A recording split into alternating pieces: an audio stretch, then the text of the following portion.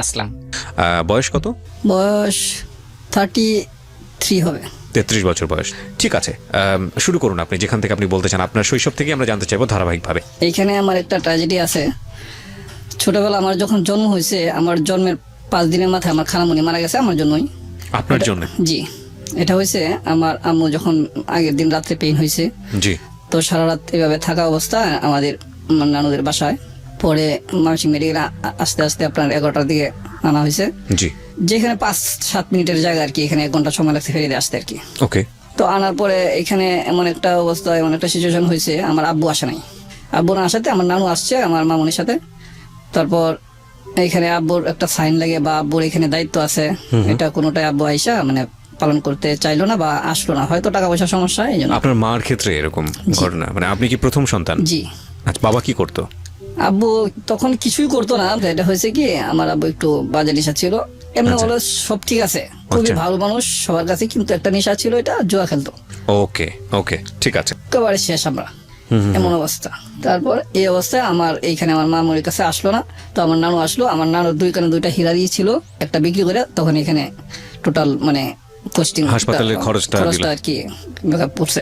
তো এখানে আমার জন্মের সময় দেখেন, আমি এখন এত বড় এত এই অবস্থায় আমার বেশি থাকার কথা না। প্রথমে আমার যখন ডাক্তারে বলছে অনেক টাকার ব্যাপার বলছে, তখন সাথে ছিল আর কি টাকাটা। আচ্ছা। নানু এমনিতে আসছিল।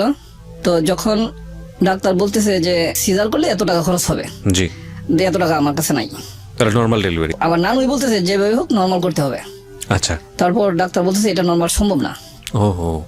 পরে নানু বলতেছে আমি আমার মেয়েকে চাই, যেহেতু বাচ্চা বা ওর স্বামী আসতেছে না, ওর খোঁজ খবর নিতেছে না, খরচ বিষয়ে কোনো চিন্তা করতেছে না, মানে আসতেছে না টোটালি, সেহেতু আমি আমার মেয়েকে চাই। মেয়ে হয়ে থাকলে ছেলে হোক আর মেয়ে হোক সন্তান হবেই, এরকম ভাবে নানু আর কি বললো। এটা পরে আর কি আমি শুনতে পারলাম ওনাদের কাছ থেকেই। তো এই অবস্থা ডাক্তার পরে দেখলো যে না, এটাই করতে হয়, এখানে টাকা এখন নাই, যেহেতু এটাই করতে হয়, মানে এটাই সাইন করছে আর কি পেপারসে, এটাতেই।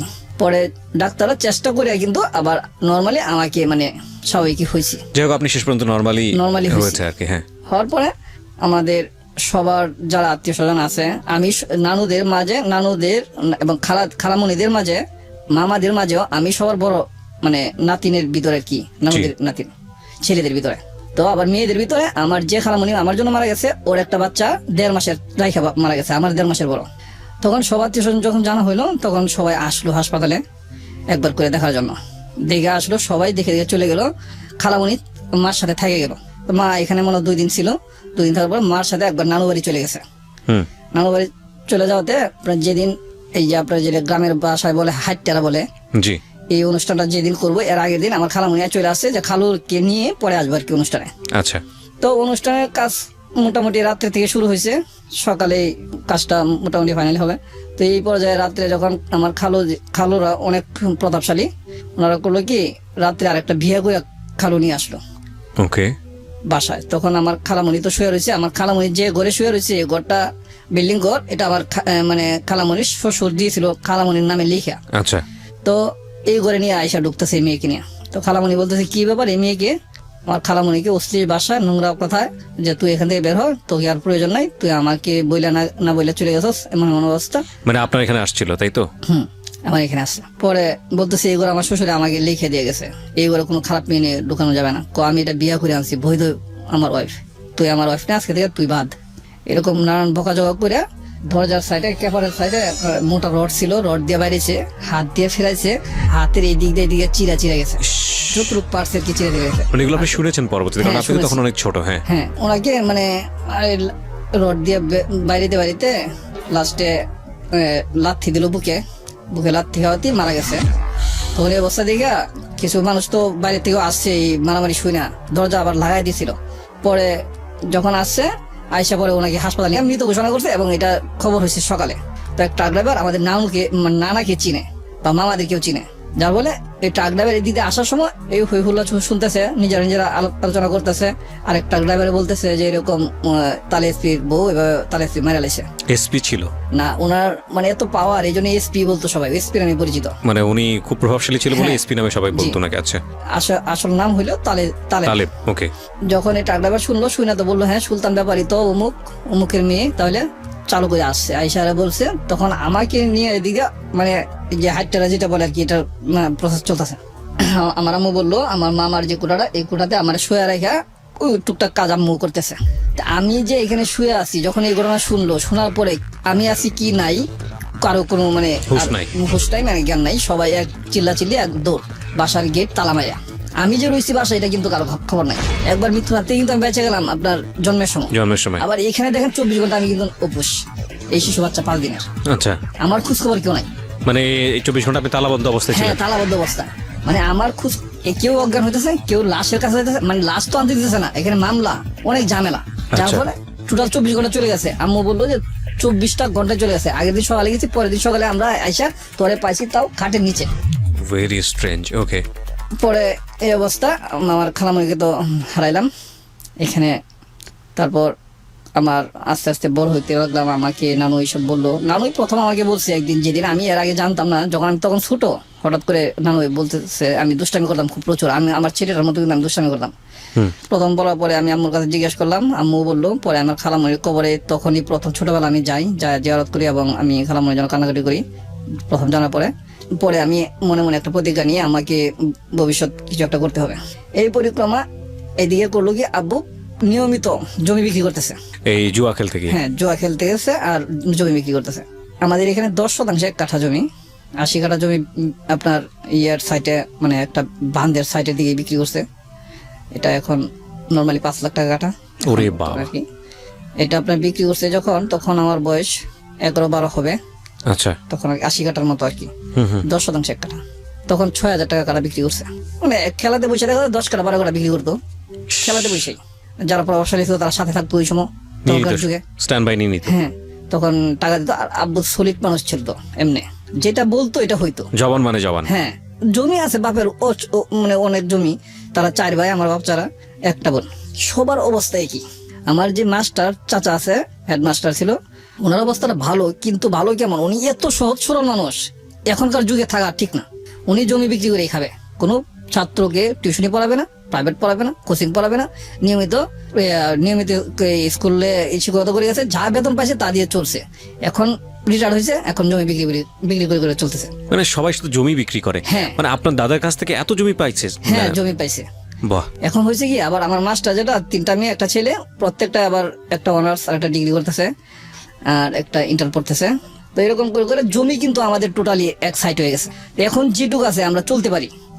এখন এই পরিবেশে আমি হইলাম কি, যখন দেখতেছি জমি বিক্রি করতেছে, আমার পড়াশোনাটার চাপটা বা হয়ে গেছে, মানে ডিল হয়ে গেছে, পড়াশোনা দিকে আর মন ঝুঁকতেছে না। আম্মার কষ্ট, আম্মাকে মারে, দান দুন যাই হয় সব বিক্রি করে বস্তা পরে, আম্মু না করে আম্মুকে মারে। এই বস্তা করে মানে সংসারে এত একটা অশান্তি, মানে ঝগড়াই, সবসময় নিয়মিত ঝগড়া। এই অবস্থা দিকে আমি একদিন করলাম কি, ছোট তখন ক্লাস 7-এ পড়ি, তখন আমার মামার সাথে আমি ঢাকা চলে আসি। আচ্ছা। উনি ঢাকাতে একটা দোকান করে, ওনার সাথে থাকার জন্য মানে যাই দেয় আমাকে, আমার মা অন্তত চলতে পারবো এভাবে নানু বইলে আমাকে দিয়ে দিছে। পরে এখানে কয়েক মাস ছিলাম, রোজার মাস ছিল তখন, রোজার মাস ছিলাম, রোজার পরে ঈদে যে গেছি, পরে আবার যা স্কুলে ভর্তি হয়েছি, আবার পড়লাম 2 বছর। এরপরে কিন্তু আর পড়ি নাই, লাস্ট যা মেট্রিক পরীক্ষা দিয়েছি শুধু ভর্তি হয়ে। এরপরে আসছি আপনার আইসাম প্লাস্টিক কারখানায় ঢুকছি। এখানে বেতনটা ভালো, টাকা পয়সার এমন ভালো যে সংসার চালাইতে পারবো। এই অবস্থা করে আমি টাকা কামাই করি। তখন থেকেই আমি যেখানে ছিলাম, ইসলামবাগ কামালবাগ, ওইখানে 20,000 টাকা শতাংশ জমি আমি তখন পাইছি। আচ্ছা, ইসলামবাগ কামালবাগে? জি। ওরে বাবা। 4,000-5,000 টাকা মাস আমার থাকতো তখন। কিন্তু ওই যে টাকা বাড়িতে বাড়াইছি, বাবা আমার কষ্ট। বাবা এমনি খুব ভালো ছিল, জয় খেলতো ঠিক আছে, কিন্তু আমি মানে এতটুকু কঠোর হইতে পারি না যে বাবাকে না দিয়ে থাকতে পারি নাই, যা কামাইছি তাই দিয়ে দিছি। তো ওইদিকে আমি কিছুই করতে পারলাম না। লাস্ট বাড়িতে যাই, এই অবস্থা, ঝগড়াঝাটি। পরে যখন এখানে থাকতেছি প্লাস্টিক কোম্পানিতে, থাকতে এক সময় ওনাদের তো যা দিতে আসি, যখন যাই বাড়িতে এত ঝগড়া, এইগুলি ঝগড়া শুনতে মানে মাথা যেন আমার কাজ করে না, আমি চাই একটু শান্তি। তারপরে হঠাৎ করে এখানে আমার এই যে কোয়ার্টারে থাকি, ওইখানে ছেলেটার সাথে, মানে ছোট বাচ্চাটার সাথে ঝগড়া হইতেছে। তখন আমি যা ফিরাইলাম আর কি, ফিরে বললাম, কি বাবু তোমরা এভাবে ঝগড়া করতেছো কেন? এই অবস্থা করে ঝগড়া ছুড়ে, তখন এই দুটাকে আমি সেভ করলাম। হ্যাঁ। চলে গেল। হ্যাঁ। তখন একটা বাচ্চা যখন যেটা ছোট আর কি, এটা একটু মায়ের বেশি খাইছে, হ্যাঁ তো এটা তার মাকে নিয়ে আসছে, আচ্ছা, যে এখানে কি সে আপনাকে জিজ্ঞেস করছে আর হ্যাঁ, কি। কি ঘটনা হয়েছে না Okay. হয়েছে জানার জন্য আর কি, Okay, যে fine. ফিরে দিছে তার কাছে নিয়ে আসছে। তো আমার কাছে নিয়ে আসছে, আমি টোটাল বললাম যে এই ঘটনা আমি কিছু জানি না, আমি শুধু দেখছি ঝগড়া করতে, ফিরে দিছি জাস্ট। আমি পরিচয় দিলাম যে এখানে গুড্ডু ভাইয়ের আপনার ইয়েতে থাকি, Quarter-এ। থাকি, আমি প্লাস্টিক কারখানা একটা চাকরি করি। তো বলতেছে আচ্ছা ঠিক আছে, আমার বাচ্চারা রাইখা তো আমি বাসায় যাই, বাসাতে আমার কেউ নাই, একটা ছোট মেয়ে আছে, আমি আর আমার হাজবেন্ড একটা গদ্দি করে চাকরি করে, আমি গদ্দি করে ছালার চটপট এগুলো আর কি, মানে শিলডিলি করা লাগে, তো এগুলি করে, তো নিয়মিত থাকা লাগে। তো বাচ্চাটা একলা একলা পড়াশোনা করে, আপনি যদি একটু নিয়মিত বাসায় আইসা আপনি মানে এখানে আবার আমাকে প্রশ্ন করা হয়েছে যে আপনি কখন আসেন অফিস থেকে। জি, আমি তখন বলছিলাম যে আমি 4টার দিকে বা 5টার দিকে আসি, 4টার দিকে অফিস ছুটি, আমার 5টার কাছে চলে আসি। তখন উনি বলতেছে যে আপনি যদি একটু কষ্ট করে আমার বাসায় আইসা আমার ছেলেটাকে পড়াইতে পারতেন, তাহলে হয়তো আমার উপকার হতো, আপনি না হয় কিছু আমার কাছে নিতেন। আমি বললাম না, আপনি যেভাবে বলতেছেন যে কিছু নিতেন, আসলে কি আমি নেওয়ার জন্য এরকম ভাবে প্রস্তুত না, বা আমি পড়াইতে চাইতেছি না, আমি চাইতেছি আপনার ছেলে এবং পাশাপাশি আর 2-4 জন হোক যারা নর্মাল বা পড়াইতে পারে না, টিচার দেয়া বা স্কুলে পড়াইতে পারে না, এরকম এই কোচিংয়ে পড়াইতে পারে না, এরকম যারা আছে আর 2-4 জন একসাথে করেন, আমি পড়াইবো, ঠিক আছে। আচ্ছা, ক্লাস 1 না 2 এ পড়ে আর কি, 2 এ পড়ে সম্ভবত, এরকম পোলাবান কয়টা আর কি একসাথে করলো, পরে আমি যাই, আরো 2টা একসাথে হয়েছে, আচ্ছা, পরে আমি যাই বাসায় নিয়মিত পড়াই। ফার্স্ট দিন যখন গেছি তখন ওর বোনটাকে আমি দেখি নাই, তৃতীয় দিন ওর বোনটাকে আমি দেখলাম। আমি পড়ানোর পরে লাস্টে যখন চলে আসি তখন আমি জিজ্ঞেস করলাম কি বাবু, তোমার বাসায় যে সামনে আসছিল একটা মেয়ে, তোমাদের বাসায় সামনে, ওটার নাম কি? মানে বোন কি বড় ছিল? হ্যাঁ, বোন বড় ছিল, ওকে।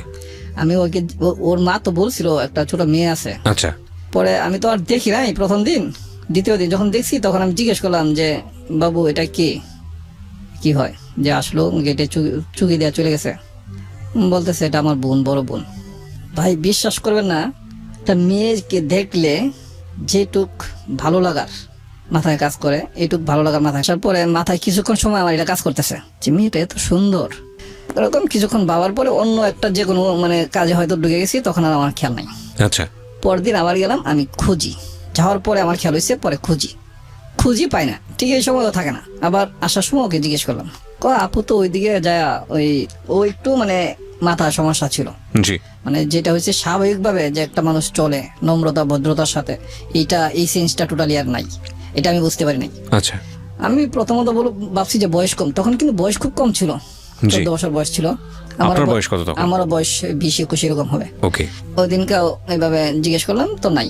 এরকম করে 5 দিন আমি শিওর কনফার্ম যে 5 দিন আমি পড়াইছি। ওকে, 5 দিনের দিনে তখন আমি এখানে যেখানে থাকি, এখানে আমি একটু নতুন থাকি, এটা হলো আপনার কোম্পানিটার নাম বলতে চাইতেছি না, অনেক বিশাল বড় কোম্পানি। আমি খুঁজে এই কোম্পানিটা বের করছি আর কি, অনেকগুলো ছোট ছোট কোম্পানিতে কাজ করার পরে আমি খুঁজে অনেক বড় একটা কোম্পানি বের করছি, এই জন্যই যে আমি নির্ধারিত মানে এক সময় কাজ করে যেতে চাই এক কোম্পানি থেকে। আচ্ছা, ছোট ছোট কোম্পানিতে একসময় কাজ আছে, একসময় নাই, প্রোডাকশনের কাজটাই ছিল আমার। 12 বছর কিন্তু ওইটাতে ছিলাম। ওই দিনকে 5 দিন পড়ানোর পরে আমি যখন এই ফ্যাক্টরি থাকি, তখন আমার আর 2টা ছেলের সাথে পরিচয় হয়। ওরা বলতেছে যে ওরা খুব এফডিসিতে আসার জন্য পাগল। হঠাৎ করে মনে হলো যে এফডিসিতে যাবো। ওই দিন বিকেলে যখন বের হয়েছি, 5টা 5:30 দিকে বের হয়েছি, বাচ্চাকে পড়ায় বের হয়ে সোজা আস্তে আস্তে চলে আসছি।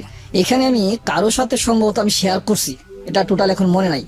অবাক, আমি এখানে আসলাম, ঠিক আছে, মগবাজার এসে নামছি, এত কিছু চিনে কিন্তু তখন এফডিসি তোর নাম জানি, মগবাজার নাম জানি, মৌচাক নাম জানি, কিন্তু কোন জায়গা মৌচাক কোন জায়গা মগবাজার চিনি না। তো আসার সময় ডাইরেক্ট মগবাজার আইসা নাইমা পরে এফডিসিতে যাইতে হবো এরকম শুনছি। তো মগবাজার আইসা নামছি, পরে কিভাবে যাইতে হবো জিজ্ঞেস করছি, এদিকে যায় রেল লাইন দিয়ে সামনে এদিকে যাইতে পারবা। তো আসলাম, রেল লাইনে ঢুকলাম। ঢুকার পরে ওকে আমি প্রথম দিন এই চেক বল ইয়েটা দেখলাম, জামাটা ঠিক এই জামাটায় আমার থেকে মনে হয় যে 100 হাত দূরে হবে। সন্ধ্যা হয় না এখনো, এখান থেকে আসছি তখন সম্ভবত 7টা সন্ধ্যা হয়, সন্ধ্যা এখনো হয় নাই। একটা ট্রেন আসতেছে, আমি ট্রেনের সিগন্যাল শুনছি, পিছন থেকে আসতেছে না, সামনের দিক থেকে আসতেছে। মেয়েটা হাঁটতেছে, আমিও নর্মালি হাঁটতেছি। আমি তো এরকম এত কিছু মানে তখন আমার ফলো করতেছি না। পরে করলাম কি, আমার একটু এরকম ডাউট হইলো, সামনের দিকে একটু জোর করে হাঁটতেছি, ট্রেন এখনো দূরে আছে। আমি ভাবলাম যে ওই মেয়েটাই নাকি, একটু জোর করে হাঁটতেছি, কাছাকাছি যাই। যখন ট্রেন কাছাকাছি আছে তখন আমি বলতেছি, কি এক্সকিউজ মি, আপনি ট্রেন লাইন থেকে নামতেছেন না কেন? ট্রেন আসে পড়তেছে, তো ট্রেন মোটামুটি এখনো দূরে আছে। তো নামার কোনো আগ্রহ বুঝতেছি না, পিছন দিকে তাকাইলো না, হাঁটতেছে, কিন্তু হাতগুলো অনেক সুন্দর দেখা যাইতেছে। আমি আর একটু জোরে হাঁটলাম, মানে রেল যেদিকে আসতেছে ও সেদিকে যাচ্ছে। আমি আর একটু জোরে হাঁটলাম। কি ব্যাপার, আপনি নামতেছেন না কেন? নামতেছেন না কেন বলতেছি। ট্রেনের কাছাকাছি চলে আসছে, আমি হাত ধরে টান দিয়ে নামা ভাবছি। কি ব্যাপার, মানে কি বলে আমি হাত ধরে টান দিয়ে নামাইছি। আমি ভাবছি যে যদি আমার দুশো হয়ে থাকে হোক, আমি তো আগে নামাই। এটা যদি হ্যাঁ ইচ্ছা করে যাক বা ইচ্ছা না করেও যাক, হইতে পারে যে ওখানে অনেক ট্রেন দূরে আছে, নামতেছি, সমস্যা কি, বলতে পারে এটা আমাকে। আমি নামানোর সাথে সাথে যখন ঘুরলো আমি তো অবাক। আমি তো ওইটাই তো ওইখানে দেখলাম। আমি বললাম আপনাকে তো আমি ওইখানে দেখছি, আপনি কি সেই না ওইখানে দেখছেন মানে লাবলুর বোন না আপনি? আমি তো ওই জন্যই বলতেছি, মানে হতবাক দেখে কি ব্যাপার আপনি ওই না? প্রথম দিন তো আমি একবার দেখছি, এতটা ফলো করতে পারছি না। কিন্তু মানে যাকে আপনি পড়াতেন তার বড় বোন ছিল সে? বোন। আপনারা একটু জাস্ট শোনা শুরু করেছেন, আপনাদের সবাইকে আমি রিকোয়েস্ট করব, যেহেতু অনেকেই এই গল্পটা শুনে সেহরি খেয়ে ঘুমোতে যাবেন, আমি জানি যে এটা অনেকটা কষ্টকর অনেকের জন্য জেগে থাকা, তারপরেও জেগে থাকবেন। This is one of the biggest story এবং শুনলে বুঝতে পারবেন। ওকে, হ্যাঁ বলেন তারপর।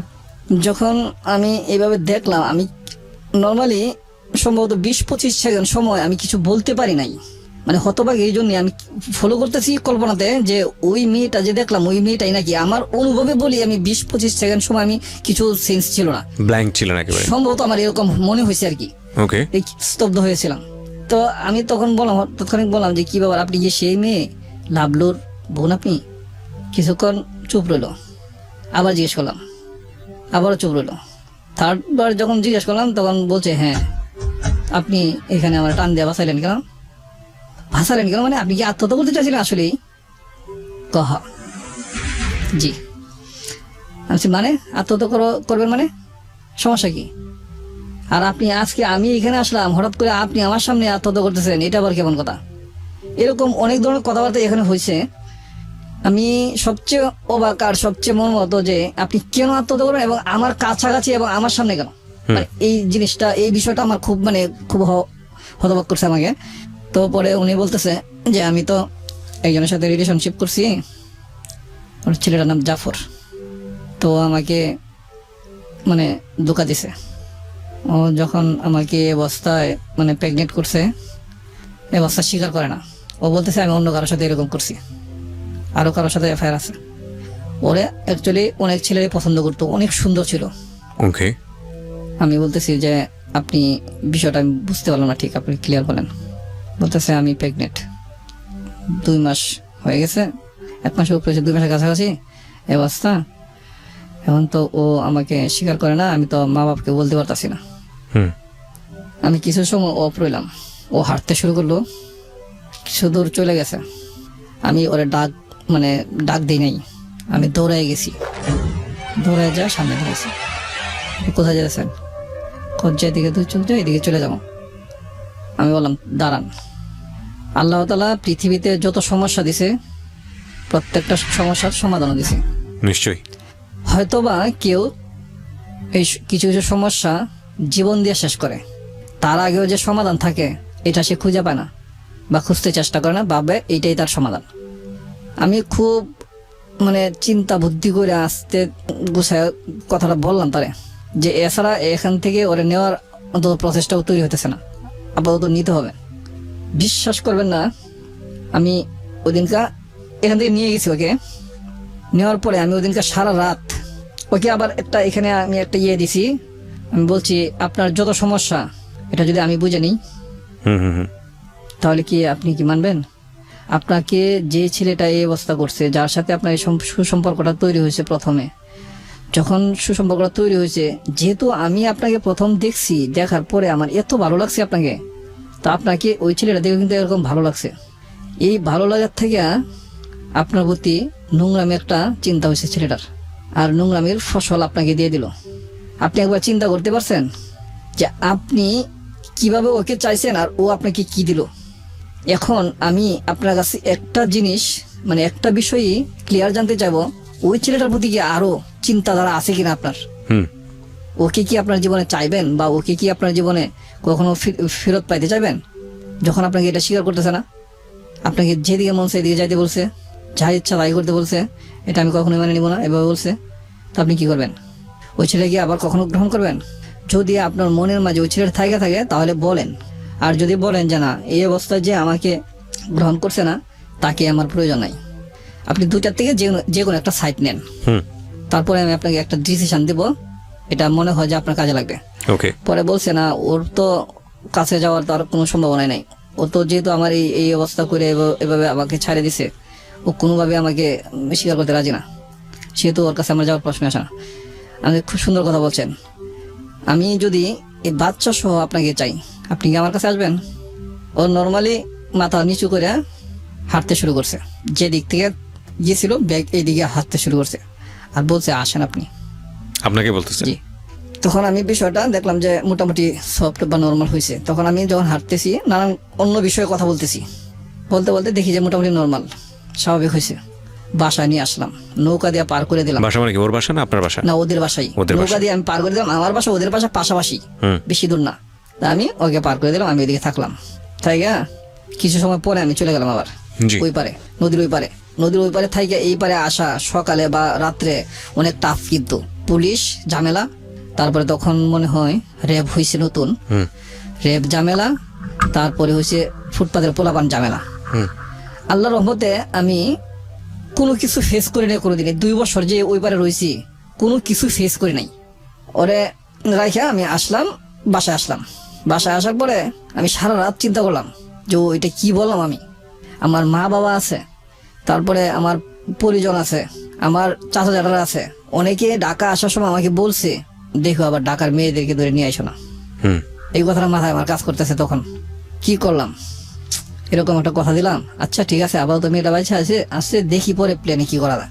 পরের দিন যখন পড়াইতে যাই নাই, আমি আমার অফিসেও যাই নাই, তারপরের দিন সকালবেলা ওর মা এসে হাজির। কি মাস্টার সাহেব, আপনার কি কোনো সমস্যা, অসুখ টুসুখ হয়েছে নাকি? আপনার বাসায়? হ্যাঁ, আমার কোয়ার্টারে ওই ছোট বাচ্চাটাই নিয়ে আসে। পরে আমি বলছি না, অসুস্থ না, এমনিতেই মনটা একটু খারাপ, এই জন্যই। কালকে গেলেন না? বাবু বলতেছে স্যার আসে নাই, আজকে পড়ি নাই, তো আজকে তো যাবেন? আচ্ছা ঠিক আছে, আজকে যাবো। চলে আসলো খালামণি, খালা ডাকতাম। পরে আসার সময় আবার ডাক দিলাম আমি, খালামণি একটু কথা ছিল আপনার সাথে। পরে ভাবছি টাকা পয়সার বিষয় নাকি, কিছু জিগামু, বেতন টেতন এইসব কপড়ে বলেন। আসছি না, যখন আসছে তখন আমি বলতেছি না ঠিক আছে আপনি চলে যান। পরে বলতেছেন না আপনি বলেন, টাকা পয়সার বিষয় কিছু বলবেন, আপনি যা চাইবেন তাই দিব। আমি বলছি খালামণি আমি এটার কথা বলতেছি, আমি অন্য একটা বিষয় আপনার সাথে আলোচনা করবো, এটা আমার ব্যক্তিগত বিষয়, এটা আপনার সাথে আমি পরে এক সময় আলোচনা করবো। কত এখনই বলেন, এখন তো আমার সময় আছে, আর পরে যাবো কাজে। আমি না এখন না, আমি একটু মানসিকভাবে প্রস্তুত হয়ে নেই, পরে আপনাকে বলবো। পরে ঠিক পরের দিন পরের দিন সকালে আবার উনি নিজে আসলেন আমার এখানে। আসলে জিজ্ঞাসা করতেছে যে কি বাবা বলবা, তুমি জানি কি বলতে চাইছিলা? সে খালামণি আপনি একটা কথা বললে, কথাটা কিভাবে নিবেন, খারাপ মনে করবেন নাকি নিজের ছেলে হিসেবে দেখা এটা বোঝার চেষ্টা করবেন? কি কইতে চাইতেছো তুমি? ওনাদের বাসাটা একটু মানে আর কি পুরান ঢাকায়। বলছি খালামণি আমি তো অনেক বড় একটা কথা বলতে চাইতেছি, যেটা অনেক বড় সমস্যা হয়ে গেছে। তো উনি, মহিলাটা খুব কঠোর পরিশ্রমী ছিল, মানুষটা এত ভালো মানুষ ছিল। উনি এই কথাটা উনি আর আমি, এখন কি উনি কাউকে বলছে কিনা জানি না, উনি আর আমি এখন পর্যন্ত জানি, উনি আমি যতদিন ছিলাম ততদিন পর্যন্ত আর কাউকে বলে নাই উনি। আচ্ছা, তো আপনি কি করলেন ওই সময়টাতে? তখন আমি ওনাকে বললাম যে খালামণি এরকম একটা সমস্যা হয়েছে আপনার মেয়ের, আপনি কি জানেন? আমার দরজার সামনে এসে দাঁড়ায় রইছে। পরে আমি বললাম যে খালামণি আপনার মেয়ে তো কোনো একটা ছেলের সাথে একটা বাজে সম্পর্কে জড়ায় গেছে, এটা কি আপনি জানেন? তখন কিছুটা মানে আজ পাইছে, কোনো একটা ছেলের সাথে সম্পর্ক বা এরকম কিছু কথা মানুষ বলা বলি করছে, যার ফলে উনি চটজলদি এসে আমার সাথে বসছে। বাবা তুমি একটু পরিষ্কার করে বলো তো, তুমি কি জানছো? খালামণি আপনি যদি কিছু না মনে করেন, যদি সহজভাবে নেন বিষয়টা, তাহলে কিন্তু আপনি সব শুনতে পারবেন। আর যদি এখনই রাগ করেন তাহলে কিন্তু অনেক দূর পর্যন্ত আপনি শুনতে পারবেন না, কারণ আপনাকে যতটুকু বলছি আর বেশি আমি এখন বলবো না। আমি দেখবো আপনার মেয়ের সাথে কি আচরণ করেন, আপনার মানসিক কতটুক ধৈর্য আছে, তারপর আমি বিস্তারিত বলবো। বাবা বলো, সমস্যা নাই। আমি বলছি যে আপনি দেখেন এখন যেটুক বলছি এইটুকুই, আর এখন বলবো না, আপনি কালকে আসবেন, কালকে বাকিটুকু বলবো। তো উনি খুব জোর করে ধরছে যে না বলতে হবে, বাবা তুমি বলো, কোনো সমস্যা হবে না, আমি তোমাকে কথা দিলাম। ওকে। পরে আমি বললাম যে খালামণি আপনি জাফর নামে একটা ছেলে আছে চিনেন? চিনি তো, ওরা তো অবস্থা ভালো, এক বাপের এক ছেলে, ছেলেটা দেখতেও ভালোই আছে, একটু খাটো। ওই ছেলেটার সাথে আপনার কুট্টির সম্পর্ক, মানে ওরা ডাক নাম মানে কুট্টি, ওই ডাক তোর মা। তো এটা বাজে সম্পর্কে পরিণত হয়েছে ওর সাথে, মানে নোংরামিতে গেছে, বাচ্চা পেটে এখন না।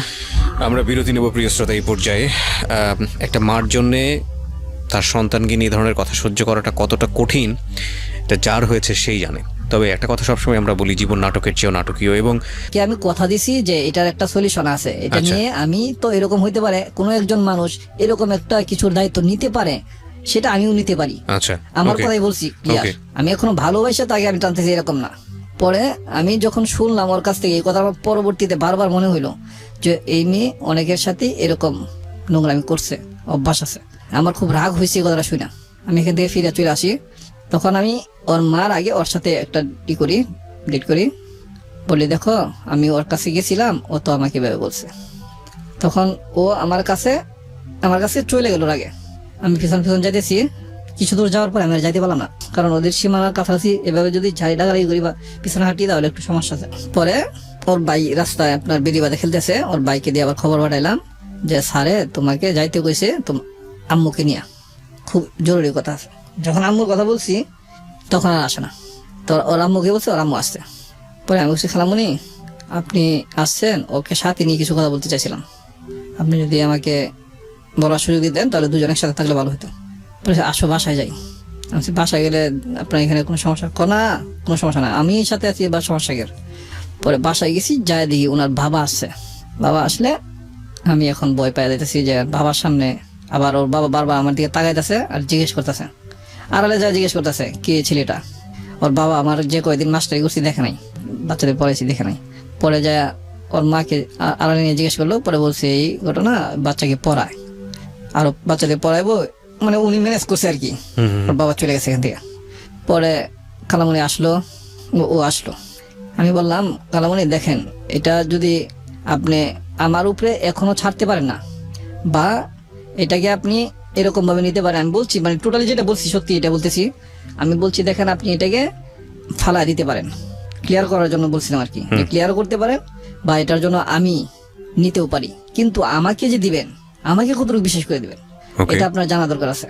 ওর মা বলতেছে বাবা দেখো তুমি যে কথা বলছো আজকের যুগে এই সব কথা মানুষ বলে না, তোমার সাথে আর কিছু বোঝার নাই। পরে বলতেছে কি তোমাদের ফ্যাক্টরিতে কয়েকটা মেয়ে কাজ করে, আমাদের এই দিক থেকে যায়। আমি বলছি হ্যাঁ চিনি তো। ও যখন বাড়িতে থাকে একলা থাকে, অন্যদের সাথে আড্ডা দেয় ফালতুমি করে, এসছে তুমি তোমার এখানে নিয়ে কাজ দেও একটু। পরে ঠিক তাই করলাম, যে তোমার এখানে থাকলো, তোমাকেও দেখলো, তুমিও দেখলা, তুমিও চিনলা জানলা, তোমাকেও হ্যাঁ চিহ্ন জানলো। পরে ঠিক তাই করলাম, আমার কারখানায় আমার ফ্যাক্টরিতে নিয়ে কাজে দিলাম। ওইখানে কাজ করে, ওর সাথে আমার কোনো পরিচয় নেই, দূর থেকে ও যা দেখে আমাকে আমি ওকে তাই দেখি, কথা নাই, কোনো পরিচয় নেই, এরকম একটা ভাব। 1 মাস হয়েছে, তখন তো ওইদিকে আগায় গেছে, বাচ্চা বড় হওয়ার ব্যাপার, বাচ্চার বড় ব্যাপার। পরে 1 মাস থাকার পরে এখানে একটু সুসম্পর্ক আমাদের দুজনের ভিতরে হয়ে গেল। এই 1 সপ্তাহ পরে থেকে কথাবার্তা চলে। তো ম্যানেজার 2জন ছিল, করিম ভাই, কবির ভাই মারা গেছে, আল্লাহ ওনাকে ভালো জায়গায় রাখুক। ওনাদের সাথে সবসময় থাকতাম আমি, ওনাদের অফিসে শুইতাম আমি বেশিরভাগ নাইট পড়তো আর কি, নাইট করা হইলে 2টার পরে শুইতে হইতো, 2টার পরে ওনাদের অফিসে শুইতাম আমি ওনাদের সাথে। তা একদিন কবির ভাই ডাইকা নিল, এইখানে বসে তুই কাজ করবি আর ওরা ওইদিকে ওই রুমে করবো। কেন ভাই? ও এত নম্র ভদ্র ব্যবহার দেখাইছে অফিসে, এর চেয়ে ভালো ভদ্র ব্যবহার হইতেই পারে না। একটু দুষ্টামি করে আর কি, দুষ্টামি এরকম, কিন্তু এটা একটু খারাপও লাগে। আবার অনেক সময় মনে করি বড় ভাই হিসাবে এরকম মানে চড় দেয়, একটু হাতে ধরে টান দেয়, এরকম কিছু টাইপের আর কি। এত নোংরামি কিছু না, অন্য কিছু বোঝা যায় না। তা আমি যে আগে পছন্দ করি বা ও আমাকে এখন পছন্দ করতেছে, অলরেডি পছন্দ করা শুরু হয়ে গেছে, কিন্তু আগে তো কথা দিলাম এরকম পরে এইভাবে অলরেডি পরে পছন্দ করা শুরু হয়েছে, এত ভালো লাগে। পরে কবির ভাই এটা ফলো করলো, নিয়মিত আসি, খোঁজ খবর নেই, তুই এখানে একলা বসে অফিসে কাজ করবি, মাল কিছুগুলো আইনা দিল এখানে আর ওরা ওইখানে করবো। কেন ভাই আমি এখানে কেন? তো উনি যা বললো আর কি এটাই, যে তুই ওদের চেয়ে সম্পূর্ণ আলাদা, সব দিকে আলাদা, তোর সাথে কথা বলার কেউ নাই, মানে তোর যে চেহারা সুন্দর, যে গেট আপ, এই গেট আপে তোর সাথে কথা বলার কোনো লোক নাই। একমাত্র আমার টার্গেট করছে আমি একটু ভালো পরিবেশে থাকতাম আর কি, ওকে, আমাকে টার্গেট করছে এবং আমাকে ডাইকা আনছে, ডাইকা আনা মানে আমাদের দুজনে আর একটু মানে পরিষ্কার হইতো আর কি, সে যে কি সত্যি মানে কবির ভাই চাইতেছে যে আমার সাথে ওর কি মানে টোটাল সম্পর্কটা কি জানার বুঝতে জন্য আর কি চাচ্ছে এখানে আপনি, আলাদা আনছে এবং আমাকে ডেকে আনছে। তো জিজ্ঞেস করলো, পরে আমি ক্লিয়ার বললাম যে হ ভাই চয়েস করি। ও কি চয়েস করে কিনা আমি জানি না। তো ওকে জিজ্ঞেস করলো 100 বার, ও বলে নাই। পরে আমাকে বলতেছে তুই যদি ওকে ভালোবাসিস, চয়েস করিস, হুম ওর দায়িত্বটা আমি নিলাম। তুই ওকে হাত ধরে নিয়ে যাবি নান্নার বিরিয়ানিতে, যা বিরিয়ানি খাওয়াবি। হুম এই দিনকার এই ফ্যাক্টরিতে ফার্স্ট মানে মানে এটা এমন ভ্রাষ্ট হয়েছে, যেহেতু ম্যানেজার বলছে হাত ধরে নিয়ে যা বিরিয়ানি খাওয়ার জন্য, এরপর ওর সাথে আমার রিলেশন আছে, ও জানে আমিও জানি, ও তো চয়েস করেই, কিন্তু এখানে প্রকাশ করতেছেন আর কি। তো ওকে হাত ধরে, এত সুন্দর হাত ভাই আমি ধরলাম প্রথমে, এত সুন্দর হাতটা আমি প্রথমে ধরলাম, এত সফট এত নরম ধরে আপনার যে গেট দিয়ে বের করছি, এই গেট সচরাচর খোলা হয় না, মেইন রোডের সাথে গেটটা, এই গেটটা খুলে ওই দিক দিয়ে যাইতে বলছে, এদিক দিয়ে গেলাম। তো আমরা অনেকদিন ধরে কাজ করি, তো এখানে আমরা সিনিয়র হয়ে গেছি, এদিক গেলাম। কবির ভাই বলছে যে এই দিক দিয়ে যা, ওই দিক দিয়ে ঘুরলে অনেকটা ঘুরে যাওয়া হইব। যায়া নানা বিরিয়ানিতে বসলাম, 2টা বিরিয়ানি নিলাম, আমারটা আমি নিলাম, ওরটা ওর দিলাম। ও আমার এখান থেকে যে কতটুকু ওর মুখে দিছি এটুকুই খাইলো। যেহেতু এভাবে দেওয়া নেওয়া হইতেছে, সেটাকে একটু প্রেমের দিকেই যাইতেছে, এটাই তো বোঝা যাবে। রাইট আমি টোটালি তখন আমার অন্তর থেকে ওরকে ভালোবাসতে শুরু করছি, ওর আকর্ষণ, ওর সৌন্দর্য দিকে আমার আকর্ষণ মানে লেগে গেছে আর কি আমার, যেটা সত্যি এটাই। ওকে আমি এখন চাইতেছি যে কোনো মুহূর্তে ওকে আমি খুব কাছে পাই, ওকে আমার এমন মনে হইতেছে। কিন্তু তারপরে আমি সময় নিতেছি মা বাবার দিকে মানে ফলো করে। পরে ওইখানে বিরিয়ানি ও খাইলই না ওরটার থেকে, আমারটা থেকে ওর একটু খাওয়াইলাম, আর বাকি কিছু আমি খেলাম, তারপরে আমারটাও রয়েছে। হুম আসার পরে যখন ফ্যাক্টরিতে সবাই জানাজানি হয়েছে, এখন মোটামুটি সবাই জানে। কবির ভাই আমাকে বলতেছে আমি এটা মানে ব্রাশটা করলাম এই জন্যই যাতে অন্য কেউ ডিস্টার্ব না করে, তুই চয়েস করস তোর মানুষটাকে যাতে অন্য কেউ ডিস্টার্ব না করে। অন্য কেউ হয়তো চাইবো আরো যারা মেয়েরা আছে অনেকে ডিস্টার্ব করে, অনেকেই মানে আপনার প্রপোজ করে, হয়তো বা কেউ সারা দিচ্ছে কেউ দিচ্ছে না এরকম। আবার কবির ভাই বলতেছে তোরটাকে কেউ সারা দেওয়ার মতো বা তোরটাকে কেউ প্রপোজ করার মতো সাহস তোর আছে আমার বোঝা যাইতেছে না, কারণ যে মানে সুন্দর জিনিস বা এরকম ভাবে হ্যাঁ বলতেছে, আমি মানে বাংলা ভাষায় যেটা আর কি বলে। পরে ওইখান থেকে বিরিয়ানি খাওয়ার পরে ওইদিনকে আসলাম, আইসা সবাই জানলো ওই বিষয়টা। জানার পরে আমি কোয়ার্টারে যাই নিয়মিত আসি। পরে ওইদিকে আমাকে পোলাপান কয়টা আটকাইলো, ওই দিকের ছেলেরা আর কি আটকায়, বলতেছে মানে জাফরের সাইড না, এটা হচ্ছে অন্য ছেলেরাও ওকে চয়েস করতো আর কি। ওই ছেলের সাইডে কয়েকটা ছেলে আটকায় বলতেছে কি রে তুই কি এখানে থাকবি নাকি হারা যাবি আপনাকে জি। তখন আমি ওনাদেরকে খুব সলভ ভাষায় খুব সুন্দর করে বললাম, দেখেন ভাই আপনারা যে বিষয়ে বলতেছেন আমি বুঝতে পারছি, বিষয়টা এমন একটা কঠিন পর্যায়ে দাঁড়াইছে, এই অবস্থাটা থেকে উত্তীর্ণ হওয়ার মতো কোনো পথ আমি খুঁজে পাইতেছি না। আপনারা যদি একটা পথ দেখান তাহলে আমি সেই পথে হাঁটবো, একটা পথ দেখায় দেন। ওই জাফরে যেভাবে কথাটা বলছিল আমার বাসায় তুই বুঝিস না, ওই পোলাপান গুলো একই অবস্থা, হুম হুম হুম মানে প্রতি উত্তরে যে কি তুই তো কারি যেটা উত্তর অনুযায়ী কি আনসার করতে হবে ওইটা না, তাদের যেটা কথা সেটাই। তোকে কি প্রথম বলছি বুঝস নাই, ঠিকঠাক থাকবি নাকি হারা যাবি মাঝখান থেকে, একই কথা। আমি বললাম ঠিক আছে, আমি মনে মনে বুঝতে পারলাম আর কি যে ওদের মাথা ঠিক নাই। তো আমি এই জন্যই বললাম মনে মনে যে আচ্ছা ঠিক আছে ওদের কাছ থেকে আগে সেফ হই, পরে আমি চিন্তা করি অন্য কিছু। তো ওদের কাছ থেকে আমি চলে গেলাম, আমি বললাম ঠিক আছে ভাই আমি এখন থেকে আপনাদের কাছে চলে গেলাম, আপনারা আমাকে দেখবেন না এখানে, এই কথা বলে আমি চলে গেলাম আমার অফিসে, ওইখানেই থাকি। পরে থাকি, ও তো নিয়মিত যাইতে আছে, ও যে কোথায় যায় কাজ করতে এটা কিন্তু আবার ও যাওয়া জানতো না, আমাদের অফিসে যে আসতেছে। হুম পরে নিয়মিত আসতেছে, আমি শুই, যে গেট দিয়া ঢুকে ওরা, গেট দিয়া ঢোকার পরে একটা গল্লি আছে, গল্লির মাথা একটা রুম আছে, রুমের দরজা এদিক দিয়ে আবার এই দরজা সোজা আমি শুই, ফ্লোরের মাঝে শুই, কিন্তু সব শ্রমিকরাই সব ওয়ার্কাররা ওকে ফ্লোরের মাঝেই শুই। আমার আবার এক সিঙ্গেল তুষকের বিছানা ছিল, ওইটা আমি বিছাই এখানে দরজা সোজা শুই। তো এখানে এদিক দিয়ে প্রতিদিন যাওয়া আসা যখন করে তখন দরজাটা আমি খুলে রাখি শোয়ার সময় আর কি, আমি তখন নাইট করি। জি তো এমনি ওর সাথে বলা থাকে আগে যে আমি এই দিক দিয়ে শুইছি, আগে থেকে বলা ছিল যদি তুমি কথা বলতে চাও বা কিছু বলার থাকে তুমি এই দিক দিয়ে এসে বলে যাও, আমি নাইট করতেছি তো তোমার সাথে দেখা করতে পারবো না, দিনে কথা বলতে পারবো না, শুয়ে থাকবো তো বাবা। তো ও সকাল যখন 8টা বাজে আসে, একটু ফার্স্ট টাইম চলে আসে একলা করিয়া, অন্য মেয়েদের সাথে আর আসে না। আয়সা এখানে মানে প্রথমে একটু দুষ্টামি করে, মানে গেট টান দিয়ে খোলা থাকে তো, গেট টান দিয়ে একটু নাকে ধরে বা এরকম টাইপের দুষ্টামি করে পরে ডাকে আমাকে, পরে কিছুক্ষণ কথা বলি। তো এইভাবে কিছুক্ষণ কথা বলি, ও ডিউটিতে চলে যায়, আমি আবার শুয়ে ঘুমাই। তো আমার আবার বিকেল 4টা থেকে ডিউটি, বিকেল 4টা থেকে রাত্রে 4টা পর্যন্ত এইভাবে সেফটি করা হয়েছে। তা আমি বিকেল 4টা ধরি, ঠিক আছে, কিন্তু ছাড়ে দেই 12টা 1টা বা 2টা বাজে আপনার টিফিন করে আর শুয়ে পড়ি। এমনি গল্প টল্প করি বা ফোনে কথা বলি, ফোনেও আবার কথা হয় তখন। আচ্ছা, আমাদের মেরাজের ভাইয়ের ফোন ছিল, আর ওদের বাসায় একজনের ফোন ছিল, ভাবির, ওই ভাবির না তো ভাইয়ের, মানে ভাবির কাছে হেল্প নিয়ে ভাইয়ের কাছে দিত, ভাইয়ের কাছে নিয়ে দিত। তো আমি কবির ভাইয়ের ফোন দিয়ে কথা বলতাম, কবিরের ফোনটা আমি কথা বলতে ডিস্টার্ব করে ফেলেছি, তো ওর ফোন দিয়ে কথা বলি রাত্রে 12টার পরে বা 1টার দিকে কথা বলি। এভাবে বলতে বলতে তা 1 মাস কয়দিন 4-5 দিন চলে গেছে। এখন ওখান থেকে এভাবে কথা বলতে বলতে 1 মাস 7-8 দিন হয়েছে। তো একদিন ওকে নিয়ে বের হইলাম ঘুরতে। ঘুরে ঘুরে আসার পরে সন্ধ্যার দিকে ওর মার সাথে মিরপুর হাসপাতালে দেখা।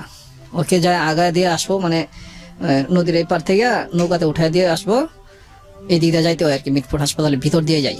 পরে ওর মা এখানে দাঁড়ানো, জিজ্ঞেস করলাম কি হয়েছে খালামণি এখানে আপনি? ওর আব্বুর অবস্থা তো ভালো না, ওরা তো হাসপাতালে ভর্তি করছে না। আগে একবার মাদ্রাজে নিয়ে গেছিলাম, ওদের জমি ছিল এখানে, আপনার বাবুবাজার জমি ছিল 4-5 শতাংশের মতো, ওটা বিক্রি করে মাদ্রাজে নিয়ে চিকিৎসা করছে ওর বাবার অবস্থা ভালো। কিন্তু এই যে আমি যে খালামণি ডাকতেছি, উনি কিন্তু দ্বিতীয় সংসারের মহিলা, আর এই মেয়েটা আর 2টা বাচ্চা দ্বিতীয় সংসারে। এগুলা ওর আব্বুর অবস্থা কিন্তু ভালো ছিল আগে। আচ্ছা, পরে যখন এখানে ওর মা দাঁড়ানো, তখন মাকে জিজ্ঞেস করলাম কি হয়েছে খালামণি? বলতেছে যে ওর আব্বুকে নিয়ে হাসপাতালে আসলাম, ওর আগে তো একবার মাদ্রাজে নিয়ে গেছি, তুমি তো জানো নাই, ওখানে চিকিৎসা করে আনছি, এখন তো আবার ধরা পড়ছে একটু সমস্যা, মানে শরীরের সমস্যা বোঝা যাইতেছে। হাসপাতালে ভর্তি করলাম, হাসপাতালে রিপোর্ট করতেছে, পরীক্ষা নিরীক্ষা করতেছে। আচ্ছা ঠিক আছে। তো হাসপাতালে ঢুকলাম, ঢোকার পরে যাই দেখলাম বেডে শুয়ে রয়েছে, পরীক্ষা নিরীক্ষা গুলো দিছে এবং ভর্তি থাকতে হবে।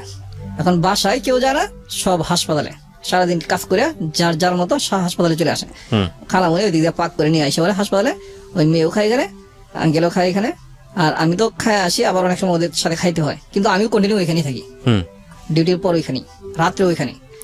ও দেখা যায় কি অনেক বড় বেঞ্চ আছে, বারান্দা 4 তলা না 5 তলা ছিল এটা ফ্লোরটা, আপনার একটা গলির ভিতর আছে, গলির ভিতরে একটা বেঞ্চ আছে লম্বা, ও আমার এখানে শুয়ে থাকতো রাত্রে। তো অনেক সময় আমি শুইতাম, এভাবে দুজনে মিলে শুয়ে ঘুমাইতাম আর কি রাত্রে। খালামণি এটা কিছু মনে করতো না, আমরা যেখানে আছি যে অবস্থায় আছি একবার দেখতেও আসতো না। তখন ওনার আব্বার ক্যান্সার ধরা পড়লো, এবং এটা ক্যান্সারটা হয়েছিল আপনার গলার নিচে এরকম বড় টিউমার হয়েছিল, এটার ভিতরে প্রচন্ড এটা দেখে টিউমার ধরা পড়ছে। পরে খুব অল্প সময় আর কি বাঁচবো, এরকম সম্ভবত 21-22 দিনের মতো সময় দিছে, এই ডেটের ভিতরে উনি মানে মারা যাবে। আঙ্কেলকে নিয়ে ওরা চিন্তিত, কিন্তু এই সমস্যাটার কথা ডাক্তার আমার সাথেই বলে, আমাকে ডাইকা নিছে, আপনাকে বলে, আপনি এটা জানেন না? আমি জানাই নাই, আমি কন্টিনিউ এখানে থাকি, তো আমার এখানে এসে বলতেছে কি হয় না হয়, ডাক্তার বলতেছে একজনে এরকম ভাবে সবার পরিচয় দিল, উনি কি হয়, উনি আমার মেয়ের জামাই, আগেই বলছে। পরে আমাকে ডাইকা নিয়ে বললো দেখেন আপনাদের এটার আগের রিপোর্ট গুলো দেখছি, এখন আমরা নতুন করে রিপোর্ট করছি, এটা অ্যাকচুয়ালি যেটা হয়ে গেছে, ওনারা যে রিপোর্টটা দিছে এটা হয়তো আপনারা সবাই এতটা শিক্ষিতরা বুঝেন নাই, এটা মানে মৃত্যু অবধারিত, খুব সামনাসামনি কাছাকাছি। ঠিক 21 দিন পরই ফজরের টাইমে একটু আগে দিয়ে মারা গেছে। আপনি জানাননি ফ্যামিলিকে? আমি আর জানাই নাই। তো যেদিন মারা গেছে ওদিনকা, সরি এখানে একটু বাকি পড়ছে আমার, বলতে ভুলে গেছিলাম। এটা হচ্ছে এখানে যেদিন রিলিজ দিয়ে দিব ওই দিনকার যখন আমি গেছি আমার ডিউটি শেষ করে, তখনকার উনি আমার হাত ধরে, আমি যাই দেখি 2টা বেড ছিল, একটা বেডে উনি শুয়ে আছে আর একটা বেডে দিকে খালি ছিল। তো উনি যখন শুয়ে আছে তখন কিন্তু কথা বলতে পারে। আবার আমি যখন গেছি তখন আমার আঙ্কেল বসে বসো, তখন খালামণি এই দিকে বসে ছিল, একটা বেডের এদিকে একটা বেড খালি ছিল, আর এই বেডটি এই সাইডে বসে ছিল আমার, মানে ওই শামসুন্নাহার বসে ছিল। তখন আমার খালামণি ওইটা জায়গা দিল বসার জন্য, আমি দাঁড়ায় এসেছি, আমাকে আঙ্কেল বলতেছে বসো বাবা বসো, তোমাকে আজকে একটা কথা বলবো। আমি কি বলবেন আঙ্কেল বলেন, আপনি তো প্রত্যেক দিনই কথা বলতেছে, এখন আবার আজকে একটা কথা কি বলবেন? পরে উনি আমার হাতটা ধরলেন, হাতটা এত ঠান্ডা, পরে বলতেছেন যে দেখো বাবা তুমি কে, তোমার বাড়ি কোথায়, চিনি না, তুমি আমার জন্য আমার মেয়ের জন্য যা করছো সব আমি শুনছি, তো আমার মেয়েটা ইতিম হয়ে যাইব, তুমি তো যদি মনে করো আমার মেয়েটা ইতিম, আমার ইতিম মেয়েটার জন্য তুমি সর্বোচ্চটুকু ত্যাগ যতটুকু দিতে পারো তুমি বাবা দিবা, যার জন্য কিবরিয়া ভাই আমি এত কষ্ট করছি, যখন এই কথা বলছে আমার চোখেতে পানি এমনিতে টলমল করতেছে। যখন উনি বলছে যে তুমি তো জানো ও এতিম, এই কথা কিন্তু বলছে। মানে আলটিমেটলি আপনি যে জানতেন বিষয়টা সেটা উনি উনি জানতেন। যাই না গেছে আমি কিভাবে, এই জন্যই আমি চোখে পানি পড়তেছে আমার বেশি। উনি কিভাবে বুঝলেন? ডাক্তার কিন্তু ওনার সাথে বলে নাই, কিন্তু ওনার মনেই ডাক দিছে। যেদিনকে রিলিজ দেবো এদিনকা এই ঘটনা, যেদিন রিলিজ দেবো এর আগের দিন এই ঘটনা। তো আমাকে বলতেছে তুমি তো জানো এতিম গেছে নাকি এতিম, এরকম ভাবে বলছে। তখন আমি ওজোরে কাঁদতেছি, কথা বলার সুযোগ পাইতেছি না। আমি বলতেছি কথা, কিন্তু আমি বলছি আপনি এভাবে কেন কথা বলতেছেন? বাবা তুমি ওকে দেখে রাখবা, আমি তোমাকে ওর হাতে দিলাম। ওর হাতটা ধরে আমার হাতে দিল, ও খুব সাদরে আমাকে এভাবে গ্রহণ করলো, ওর হাত আমার হাতে দিল। ও এতদিন আমার সাথে চলতেছে, হাসতেছে, খেলতেছে। কেমন চিন্তা করেন, এমন একটা পরিবেশ তৈরি হইলো এখানে। খুব আমি মানে যেটা মানে সর্বোচ্চ মানুষের মানবিক দৃষ্টিকোণ থেকে একটু বিন্দু পরিমাণ যদি থাকে মানবিক দৃষ্টিকোণ, সেটাই আমার জাগ্রত হয়েছে। প্রচুরটা আছে আমার, কিন্তু কিছুটাও যদি থাকে সেটাই জাগ্রত হয়েছে এখান থেকে। আর পিছু হাঁটার মতো জায়গা নেই। আমার হাতে হাত দিয়া ওরা দিচ্ছি। এর আগে যে সিচুয়েশন গুলো আমি ওর প্রতি দুর্বল হয়েছি, ওর হাতে হাত ধরছি, ওর প্রতি যে আমার একটা আবেগ, আপনার এমনি অন্তরে আবেগ কি বলেন, আর যেটা মানুষ বলে যে পরিষ্কার ভাষায় যে অনেক সময় বলে যে সেক্সুয়াল একটা আবেগ, যেটাই বলেন, ওর প্রতি আমার অনেক ধরনের অনেক কিছু সৃষ্টি হয়েছে। অনেক সময় আমি একবার মনে বলে গেছি এখানে যে ওর প্রতি আমার এমন একটা আকর্ষণ তৈরি হয়েছে যা আমি এখনই ওকে চাই, খুব কাছে চাই। মানে কোনো কোনো সময় কোনো কোনো মুহূর্তে এমন ভাবে উপস্থাপন হয়েছে আমার সামনে, তার এক একটা পার্ট এক একভাবে আমি নিছি, এক একভাবে আমি তাকে আমি মানে গ্রহণ করতে চাইছি, এরকম ভাবে আমার মনের ভিতরে ও লাগছে। তো ওকে আমি বললাম যে তুমি যদি তোমার বাবা যেভাবে বলছে তুমি যদি এভাবে রাজি থাকো, তোমার বাবার কথা আমি একমত, তোমার বাবার কথা আমি এক বিন্দু পরিমাণ ফালবো না, আমার জীবন দিয়ে হইলেও রাখবো। কিন্তু এটা যদি তুমি ঠিক রাখো তাহলে কিন্তু আমি ঠিক রাখবো। আমি আঙ্কেলকে হাত ধরা, আমাদের তিনজনের হাত ধরা, আমি আবার রিপিট করলাম আঙ্কেলকে, আঙ্কেল দেখুন আপনার মেয়ে যদি এটাতে সম্পূর্ণভাবে থাকে, আপনি যেভাবে বলছেন এভাবে যদি ও থাকে, আমি ওকে কখনোই ছাড়বো না মৃত্যু আগ পর্যন্ত। আমি এই কথাটা বারবার বলি, এখনো বলি, সবসময় বলি যে আমি একে এই কথাটা বলছি, মৃত্যুর আগের দিন পর্যন্ত আমি ওকে ছাড়বো না। তো এখান থেকে পরের দিন নিয়ে যাওয়া হলো ওনাকে। আর এই ফাঁকে আমরা প্রতিদিন রাত্রি আমরা মানে দুজনই ছেলে মানুষই ছিলাম। আমার বয়স তো 21 ছিল, ওর বয়স ছিল 14 বছর। ছেলে মানুষই ছিলাম আমরা, অনেক দৌড়াদৌড়ি করতাম কিন্তু হাসপাতালে। বাচ্চা পোলাপান যেভাবে দৌড়াদৌড়ি করে, যেভাবে খেলাধুলা করে, এভাবে কিন্তু দৌড়াদৌড়ি করতাম আমরা। এখন যেটা বুঝি আর কি, এখন এটা বলতে গেলে নিজের কাছে অনেক ছোট লাগে বা মনে খারাপ লাগে যে এরকম কি করছি আমরা। কিন্তু কোনোদিন দুজনের ভিতরে কোনো রকম অনৈতিক বা অন্যরকম নোংরামি টাচ বা অন্যরকম নোংরামি চিন্তাও হয় নাই কাউকে, না আমিও না ও না। কিন্তু ও তো এই কাজটা করছে, কিন্তু ওইগুলি আমার মনে পড়তো না। পাশাপাশি দেখেন ওইটা কিন্তু বেড়ে উঠছে। হ্যাঁ, খুব স্বাভাবিক। তো জুলাই আগস্ট মাস গেল, সেপ্টেম্বরের 17-18 তারিখে মারা গেছে। ওকে। তো আমি এখন মারা গেছে, এখন ওনাকে যাই খবর দিলাম। এখন একটু যাওয়া হয় না এদিকে, ও আসে, ওকে নিয়ে মানে প্রতিদিনই এখন ঘুরতে বের হই। বাবা মারা যাওয়ার পর দিন থেকেই এদিক সেদিক যাই, বসি, অনেক গল্প করি। গল্পগুলো খুব মানে সংসারী গল্প। তারপরে ওর বাবা মারা গেছে এই ধরনের কিছু গল্প, তার বাবা যেসব কথা বলেছে এই ধরনের কিছু গল্প, কিভাবে তোমার বাবার স্বপ্নকে বাস্তবায়ন করা যায়, কিভাবে তোমার বাবা আত্মার শান্তি পাবে, এরকম কথাবার্তা আমি বলতেছি নিয়মিতই। এই 5 দিন চলে গেল এইভাবে। 17, 5, 22, 23 তারিখ যখন আমরা ঘুরতে বেরোইছি, ডিউটি শেষ বিকাল 4টা, তখন আবার মিরপুর হাসপাতালে এদিক দিয়ে বের হই। মিরপুর হাসপাতালের সামনাসামনি আসছি, ওনার মা আসছে। ওনার মা এসে বলতেছে, বাবা এই পর্যন্ত তো কিছু বলি নাই তোমাকে, আজকে তোমাকে একটা কিছু বলবো। হাসপাতালের সামনে এখানেই খোলামেলা এবং খুব নিরিবিলি, মানুষজন নাই। এই সাইডটা গাছপালা ভরা, এদিকে মানুষজন কম আসে। পরে বলতেছে তোমাকে আজকে কিছু বলবো। কি বলবেন খালামণি? বলতেছে আজকে ওরে তোমার হাতে তুলে দিলাম, তুমি ওকে নিয়ে যেদিকে যাইতে পারো, তোমার খুশি, তুমি ওকে রাখো, মারো আর বাঁচাও, যাই করো। আমি কিছুক্ষণ গভীরভাবে চিন্তা করলাম। এই দিয়ে কিন্তু আমার মা বাবা বা আমার আপনজন কিন্তু কিছু জানেও না, এবং আমি ভুলেও গেছি মোটামুটি। প্রায় এই 1-1.5 মাস 2 মাস এই সময়টা আমি কিন্তু খোঁজ খবর নাই, টাকাও পাঠাইনি। তো ওই সময় আমার বাড়ির অবস্থাটা তেমন একটা খারাপ না, এখন এই সময়টা একটু ভালো ছিল। আচ্ছা, ভালো ছিল বলতে আমার বাবা আবার জমি বিক্রি করছে বাড়ি করার জন্য, বাড়ি করব। এর আগে দিয়ে আমার বাবা কিন্তু আমাদের অফিসে আসছিল টাকার জন্য। আচ্ছা, আসার পরে আমার বাবাকে ম্যানেজার বলেছে, আর ছেলে অনেক বড় হয়েছে, বিয়ে করার না কেন, দুষ্টামি করে বলছে, যদিও আমার বয়স নাই। ওই বিষয়টা মাথায় রেখে সম্ভবত আব্বু জমি বিক্রি করছে, জমি বিক্রি করে ঘর উঠানোর জন্য প্ল্যান করছে। তো এই ফাঁকে আমি ঢাকাতে যখন এই অবস্থা আমাকে বলতেছে যে তুমি যাই করো, তোমার সিদ্ধান্ত, তুমি ওকে যেখানে নিয়ে যাও, বাঁচাও আর মারো। তো আমি কিছুক্ষণ স্তব্ধ থেকে নীরবে থেকে আমি বললাম, আন্টি দেখেন, এটা আসলে এরকম হয় না, এটার একটা মানে ডকুমেন্ট বা একটা থাকতে হবে, ইস্যু থাকতে হবে, ক্লিয়ার থাকতে হবে, আর নাহলে এটা খারাপ দেখা যায় সমাজের মাঝে, এটা খুব খারাপ দেখা যায়, আপনি এটা আমাকে ডকুমেন্টস করে দেন। পরে উনি বলছে তোমার ইচ্ছা, তুমি যেভাবে করো আর কি। পরে আমি বললাম যে আপনি কালামণি আর 2জন লোক নিয়ে আসেন, যেহেতু আমি শুনছি জানছি মানুষের কাছ থেকে বিয়ে করে সাক্ষী লাগে, মেয়ের পক্ষ 2জন, ছেলে পক্ষ 2জন। আমি বললাম কালামণি আপনি যায় আর 2জন লোক নিয়ে আসেন, আর আমি আমার ফ্যাক্টরি থেকে 2জন ছেলে নিই, তো সাক্ষীগুলো নিয়ে আমি আজকে বিয়ে করব, 23 তারিখ বৃহস্পতিবার সন্ধ্যা 7টা। তো এই ফাঁকে আবার ওদেরকে আমার বন্ধুদের ফোন করলাম আর খালামণিরা পাঠাইলাম বাড়িতে, বাসায় 2জন লোক নিয়ে আসার জন্য। আমি আবার ওই ফাঁকে ওকে নিয়ে কিছু মার্কেটিং এ গেলাম। ভাবলাম আজকে যেহেতু বিয়ে করব, সাথে আবার টাকা আছে আমার, ভাবলাম আজকে যেহেতু বিয়ে করব সেহেতু কিছু অন্তত ওকে দিই। তো ওর জন্য নাকের একটা ফুল কিনি যায় আর ভালো একটা 3 পিস কিনি, আমার জন্য কিছু কিনি না। একবার আমার মনে হইলো ও তো আমাকে বললো না তোমার জন্য তো কিছু কিনলা না, একবারই মনে হচ্ছে জাস্ট, এর বেশি আর মনে হয় নাই। আচ্ছা, এটা নর্মালি আমি নিয়ে নিছি যে অসুবিধা নাই। এই শুরু হলো কিন্তু আমার মনের বেদনা, সাংসারিক বেতন। ওকে, আমি যখন ওকে নিয়ে আসলাম তখন খালামণি আসছে মিরপুর হাসপাতালে, আর আমার 2 বন্ধু আসে নাই। আবার ফোন দিলাম, ওরা বলতেছে যে এখনো আসে নাই, ওরা যে ঘুরতে গেছিল এখনো আসে নাই। তো আমি ভাবলাম যেহেতু ওরা 2জন সাক্ষী নিয়ে আসছে আর 2জন ছেলেও নিয়ে আসছে, ছোট ছেলে, ওইটা আবার আত্মীয় স্বজনের ভিতরে খুব ভালো ভদ্র ছেলে ওরা। ওকে, পরে ওদেরকে নিয়ে গেলাম, নিয়ে যায় কাজী অফিসে ঢুকলাম, বিয়ের টোটাল কথাবার্তা আলাপ আলোচনা লেখালেখি শেষ। এখন কাবিনের টাকা 5 লাখ ওরা বলতেছে।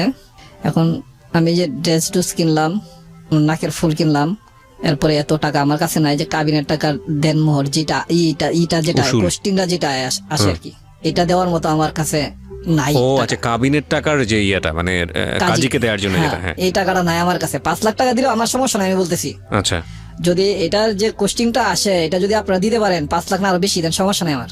আচ্ছা, এটা আপনি বলতেছেন? আমি বলতেছি।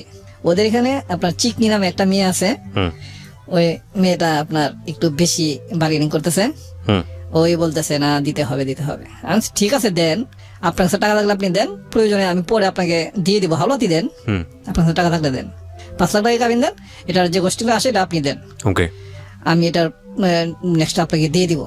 এখন আমার সাথে এটার কোস্টিং দেওয়ার মতো টাকা নেই। কাবিন তো 10 কোটি দিলে সমস্যা নাই, যদি এটা কোস্টিং না দেওয়া লাগতো আমার কাছে, আমি এরকম আমার মনে হইতেছে। পরে লাস্টে কত টাকা আছে, এত টাকা আছে, এটা কত দেওয়া যাবো, 1 লাখ। 1 লাখ টাকায় দেওয়া হলো কাবিন। সরি, এখানে একটু ভুল হয়ে গেছে। যখন ওনারা বলতেছে 5 লাখ টাকা দিতে হবে ওই মেয়েটা, চিকটি মেয়েটা, আমি বলছি না 5 লাখ টাকা দেওয়ার মতো এবিলিটি আমার কাছে নাই, এটা কোস্টিং দেওয়ার মতো। তো এখন বিয়ে হবে না, তাহলে চলে যেতে হবে, পরে এক সময় করতে হবে। আচ্ছা ঠিক আছে, তাহলে চলে যাই। এটা বইলা, এই কথা বইলা ওরা চলে যাইতেছে, মানে মেরে নিয়ে টানানি শুরু করছে, যা চল পরে এক সময় হবে। ওটা আবার ওর আপু লাগে, মানে আপন না, যে মহল্লা থাকে বুঝতে পেরেছি। তো ঘটনাটা কি দাঁড়ালো? পরে চলে গেল আর কি, নিচে নামে বসছে, দোতলা ছিল কাজে, বেশ নিচে নামে গেছে।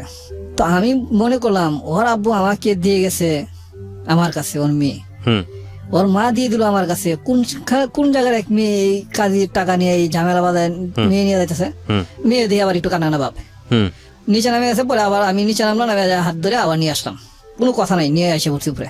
আমি বলছি কাজে স্যার আপনি করেন, বিয়ে পড়ান, টোটাল কাজ সম্পন্ন করেন, 1 লাখ টাকা দেন।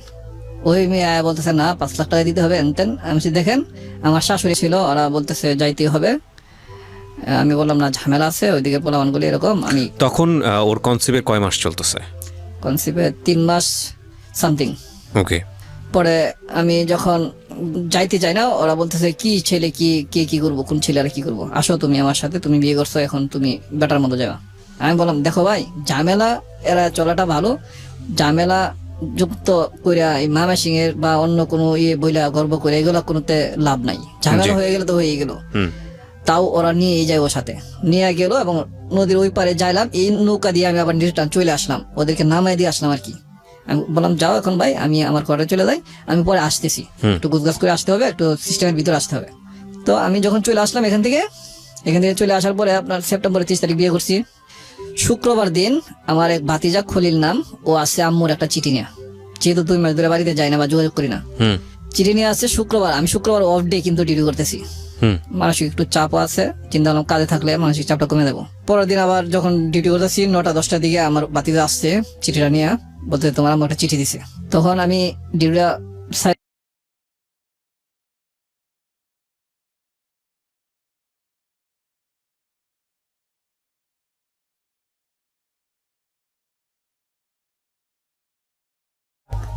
তখনকার মুহূর্তটা আমার জীবনে বলার মতো না। আমি যেন আমার মার মুখের কথা শুনতেছি, আমি পড়তেছি না। আমার কাছে এত খারাপ লাগলো, এত ব্যথায় ব্যথিত হইলাম আমি। পৃথিবীতে যদি সর্বশ্রেষ্ঠ কিছু থাকে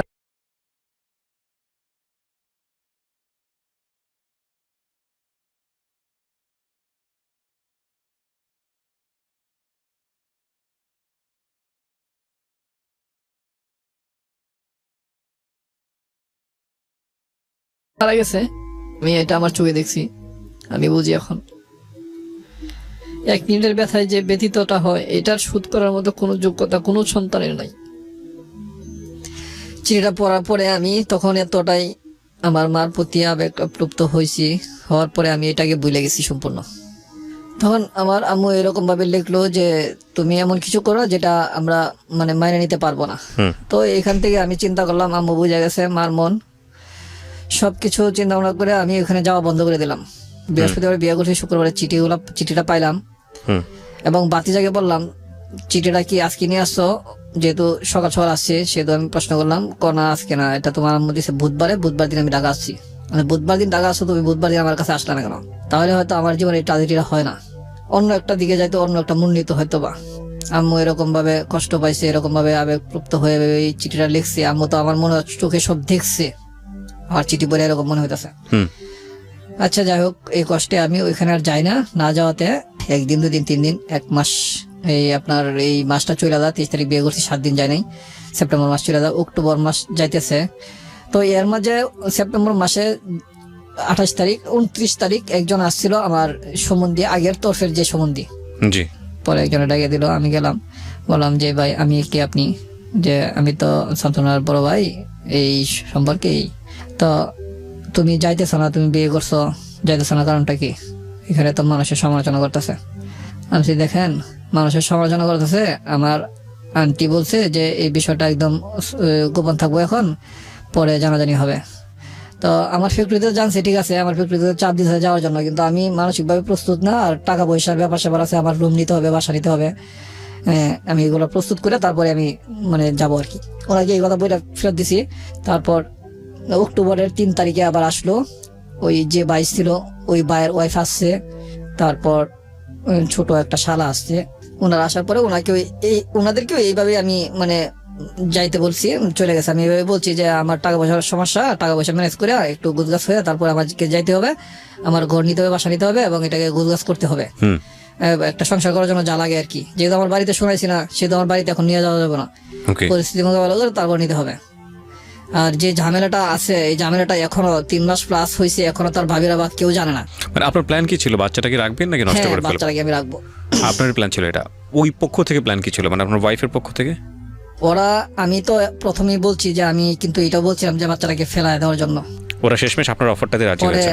আমি বলছি এটাও করতে পারেন, নয়তোবা আমাকে, আমি এটা মানে মাইনে নিতে রাজি আছি, এটা আমাকে দিয়ে মানে দিতে পারেন, সমস্যা নাই। আমি পরে ওনারা বলছে যে তুমি যেভাবে মনে করো, তুমি যেভাবে ভালো মনে করো। তো এইভাবে লাস্ট 15 তারিখ আমার ওয়াইফ, শাশুড়ি, আমার 2 বড় ভাইয়ের ওয়াইফ, 2 শালা, 2 সম্বন্ধী, মোটামুটি 9-10 জনের মতো ওরা সবাই আসছে। আসার পরে এরা আগে যে আরো কয়েকবার আসছে, ওরা আমাকে নিয়েই যাইবো, আমি যেভাবে হোক সিরিয়াস করছি, ওদেরকে পাঠাইছি, কিন্তু ওই দিনকার তো নিয়েই যাবো, আমার ওয়াইফ সহ আসছে। আমি একটা জিনিস বুঝতে পারছি যে আপনার মায়ের চিঠি পাওয়ার পরে আপনার মনটা তখন আপনার মার দিকে ঘুরে গিয়েছে। জি। তখন আপনার কাছে মনে হচ্ছে যে না, আমি যেটা করছি এটা ভুল করে ফেলছি, করাটা ঠিক হয়নি। আর এদিক থেকে তো আলটিমেটলি যারা আপনাকে বিয়ে দিয়েছে তারা তো আপনাকে টানাচাড়া করবে, এটাই খুব স্বাভাবিক, কারণ বিয়েটা হয়ে গেছে। সো ফ্যাক্ট হচ্ছে এটাই। হ্যাঁ, তো সবাই মিলে এসছে। তারপর পরে আমি কি করব, এখন যাইতেই হবে, এখন আর মানে ইয়া নাই, কোনো ওয়ে নাই যে আমি না যাব। পরে আমি বললাম আচ্ছা ঠিক আছে, আজকে আমি যাব, কোন আমাদের সাথে যাইতে হবো। বারবার বলতেছি আমি একটু গোছ কাজ করে কিছু একটা সাথে বা কিছু একটা কেনাকাটা করবো, তারপর যাবো, আমি যাবো আজকে শিওর, কনফার্ম এটা। ওনারা মানতেছে না যে অনেকবার ঘুরে দিচ্ছেন, আপনার সমস্যাটা কি, সমস্যা থাকলে বলেন। আমি বলছি বারবারই যে সমস্যা নেই। এখন আবার অলরেডি আবার মুডটা আবার ঘুরে গেছে। এখানে আপনার 23 তারিখ, পরের মাসে 15 তারিখ, এই 22 দিন পরে কিন্তু যাইতেছি। একসাথে বের হয়েছি, বের হয়ে আমি বলছি যে আচ্ছা ঠিক আছে আপনারা যান, আমি মার্কেটে যাই, একটু মার্কেটে যাই, কিছু কেনাকাটা আছে, কেনাকাটা করে পরে আসতেছি। পরে লাস্ট রাস্তায় এটা আমি ম্যানেজ করলাম, ম্যানেজ করে ওরা যাইলো, আমাকে যাইতেই হইব। পরে আমি কি করলাম, কিছু কেনাকাটা করলাম, তারপরে গেলাম রাত্রে গেছি আপনার 8টার দিকে, খাওয়া দাওয়া করলাম এখানে যায়। রাত্রে 11টা 12টা পর্যন্ত আমাকে মানে টোটাল সবাই মানে কাছে রাখছে বা ই করছে, ওদের ঘর একটা মানে সেভ করছে ওরা মানে থাকার জন্য।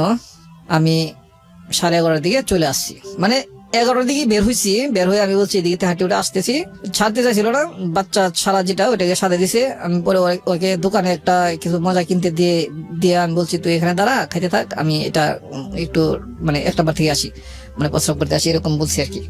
তো ও দাঁড়ায় রয়েছে, আমি চলে আসছি। পরে ওরা আমাকে খুঁজে আমার অফিসের নাম্বারে কল দেয়। আমার তো তখন নিজের ফোন নাই, অফিসের নাম্বারে ফোন দিলে আমাকে পাইছে। আমি বলছি দেখেন এখানে যে ঝামেলাটা আমি দেখছি, এক বাসায় নিচে উপরে বিছানা, এভাবে আমি থাকতে পারবো না, আপনাকে আমাকে ক্ষমা করবেন। আমি তো গেছি, আমার সম্পর্ক ঠিক আছে, সম্পর্ক থাকবো, আমি এটা মানে করতেছি, প্রসেস করতেছি রুম নেওয়ার জন্য, তারপরে আমি আসবো আবার।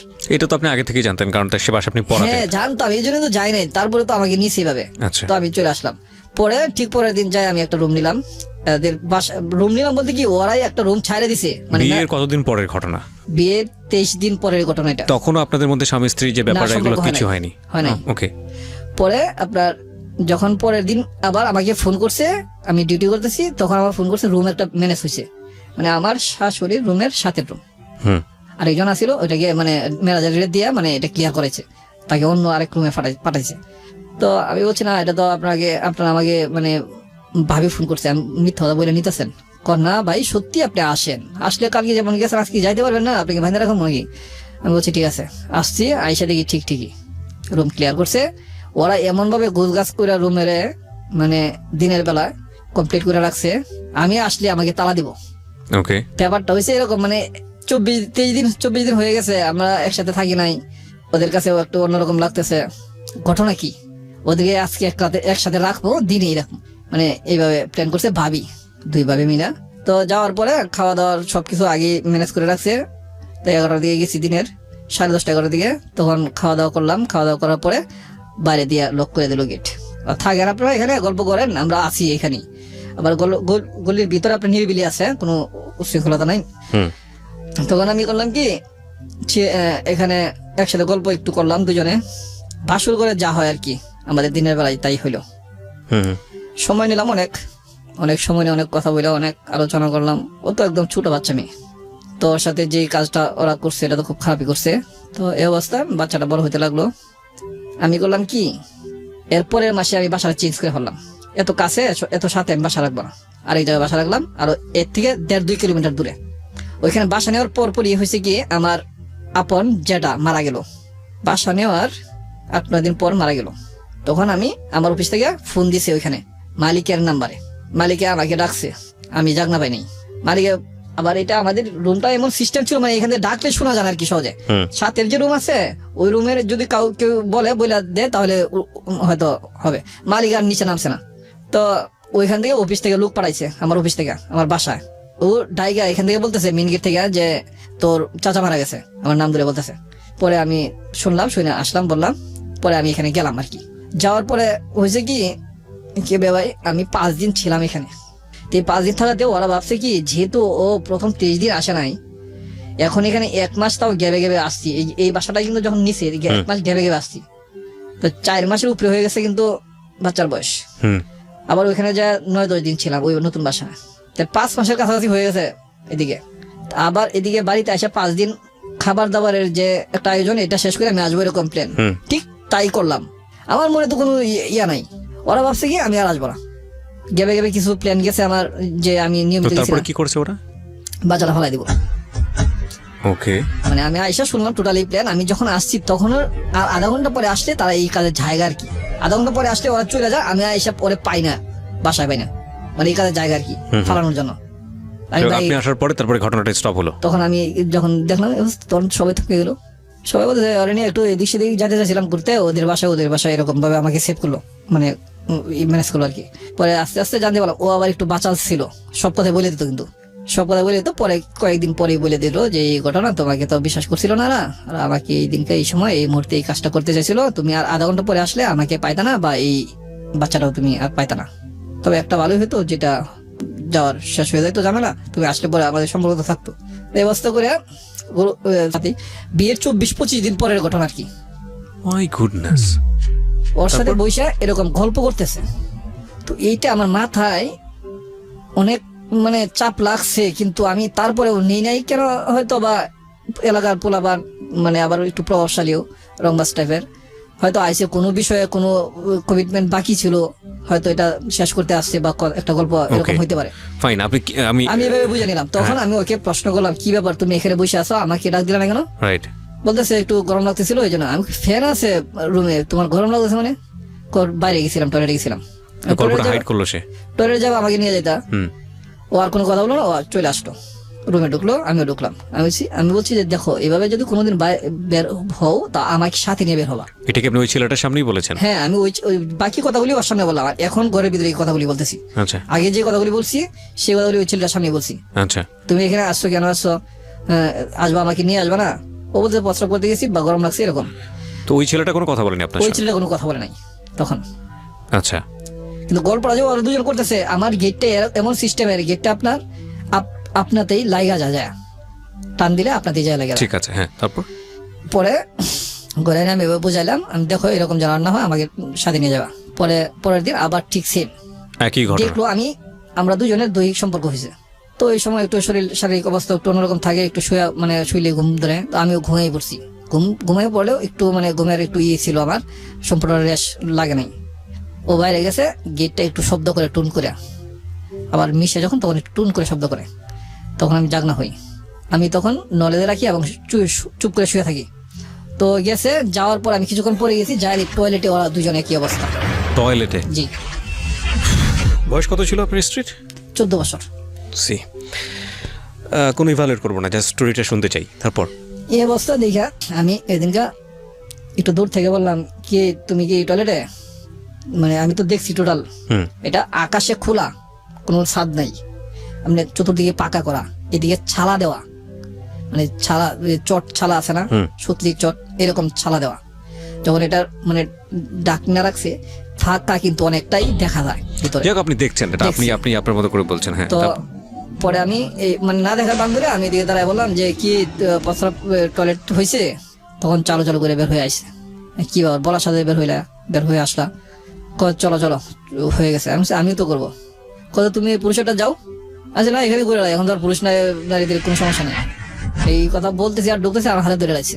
আমি ছালা টান দিলাম, দেখি ও দাঁড়ানো। মানে আমি কথা হইলো যেটা হোক, আমি ওকে করবো, ফেস করাবো যে আমি জানি জিনিসটা, জানাই দিই এরকম। এটা জানার পরেও দেখেন মানুষ কতটুকু সেক্রিফাইস করলে। এক্স্যাক্টলি, আমি বলি আপনার বলা উচিত না, এটা আমিই বলবো। বিকজ এই ঘটনার পর আপনি বাড়ি গেছেন এবং বাড়ি থেকে আপনি আবার ফিরে এসছেন। আপনি পারফেক্ট টাইমে না আসলে আর আধা ঘন্টার মধ্যে যদি দেরি করে আসতেন, তাহলে আপনার বাচ্চাটাকে, আপনার তো বাচ্চা আসলে তখন এটা মানে আপনার ঔরসে না, কিন্তু লিগেলি যেটা মানুষ জানে, সেই বাচ্চাটাকে অ্যাবর্ট করে ফেলা হতো। বিষয়টা তো তাই, রাইট? এবং এই ঘটনার দ্বারা ওরা বুঝেছে, যেহেতু আপনি জিনিসটা জেনে গেছেন, সুতরাং ওদের মনের মধ্যে সন্দেহ তৈরি হয়েছে যে যেহেতু ছেলেটা জানে, সুতরাং ও আর ফিরবে না, বাড়ি থেকে আর ফিরবে না। এক্স্যাক্টলি। ওকে, তারপর কি হলো? এই অবস্থা কার মাথা ঠিক থাকবো বলেন? কারো মাথা ঠিক থাকাই উচিত না। তারপরেও আমি ওর বাবার কথা মনে করি শুধু। ওর বাবা হাতে হাত ধরে আমাকে বললো, এই 3 মেয়েটা দিছি, মেয়েটা একটু তারসিরা টাইপের, মাথা একটু বেশি ভালো কাজ করে না, তুমি একটু বুঝায় শোনা রাখবা তোমার মতো করে। তখন চিন্তা করলাম, একবার এরকম একটা নোংরামি করে এই নোংরামির ফসলও নিয়ে বেড়াইতেছে, এটা নিয়ে যদি আমি মানে নিতে পারি, তাহলে এরকম ঘটনার কারণ নিতে পারবো না। এরকম কিছু একটা হয়েছে। সেলফ জাজমেন্টটা না কোন অনেক মানে কি লাখে একটা মানুষের পাওয়া যায়। মানুষ কিরকম কিছু পারে আমি জানি না। এরপরে আরো কিছু যে হয়েছে, এগুলো তো আরো অসম্ভব কিছু। তুই এত কিছুর পরে কিভাবে তুই ফোনে কথা বলো আর একটা ছেলের সাথে? আমার বাড়িতে নিয়ে আসছি, কিন্তু এরপরে আপনি বাড়িতে নিয়ে এসে পরিচয় করে দিলেন। একটু ঘটনা আছে এখানে। জি। তো এই অবস্থা না, বাচ্চা হইলে পরে তো বাড়িতে নিছি। তো এই অবস্থা থাকতেছে, আমি আবার বাসা চেঞ্জ করলাম। ওই এখান থেকে বাসা চেঞ্জ করলাম, বাসা নিয়ে গেলাম। এটা তো বাসা চেঞ্জ করার আগে কথা বললাম। বাসা চেঞ্জ করলাম, বাসা নিয়ে গেলাম। ওইখানে তো বাড়ি থেকে আইসা পরে এই ঘটনা, ওই বাসার থেকে আমার বাচ্চাটা হয়েছে। বাচ্চা হওয়ার পরে আমার শাশুড়ি বাসা থাকে। এদিকে আমার শ্বশুর মারা যাওয়াতে আমার শাশুড়ির বাসা ভাড়া হয়ে যাওয়া অনেক, এইগুলো দিকে আর যাইতে চাই না। এখানে অনেক ঝামেলা হয়েছে, এই টাকাগুলো আমি দিছি। দেখেন ভাই, অনেক টাকাগুলি বাইজা যায়। আর আমি এদিকে এত পরিশ্রম করছি, তখনকার সময়ে আপনার 1,000 2,000 টাকার উপরে অ্যাডভান্স দিত না কোনো ওয়ার্কারে। আমার 15,000 টাকা করে অ্যাডভান্স দিছে, 20,000 টাকা করে অ্যাডভান্স দিছে আমার মালিকে। আমার বাচ্চারা যখন সিজারে হয়েছে তখনকার আমি 20,000 টাকা অ্যাডভান্স নিছি, এবং আরো টাকা ছিল আমার কাছে, এগুলো খরচ হয়েছে টোটালে। He is a good man. Good man এই কারণে বলছি, উনি লাইনটা বলেছে আমার বাচ্চাটা যখন এখানে, উনি সচেতন ছিলেন না। এবং ওনার মুখ থেকে আমি কিন্তু বছরের পর বছর মানুষের গল্প প্রচার করি, এবং আমি জানি যে কে কোথায় মিথ্যা বলছে, কে কোথায় সত্য বলছে। এবং উনি যখন বললো যে আমার বাচ্চাটা, উনি খুব ইজিলি এখানে বলে ফেলতে বলতো ওর বাচ্চাটা, কিন্তু ওটাও বলেনি। উনি বাই হার্ট ফিল করেছে। এবং আজকের এই গল্পটার অন্য জায়গাতে, প্রিয় শ্রোতা, আমি একদম শেষ দিকে এসে আপনার কথাটা বলবো, আপনাদের গা শিউরে উঠবে। আমি বহুবার গা শিউরে উঠেছে আমার।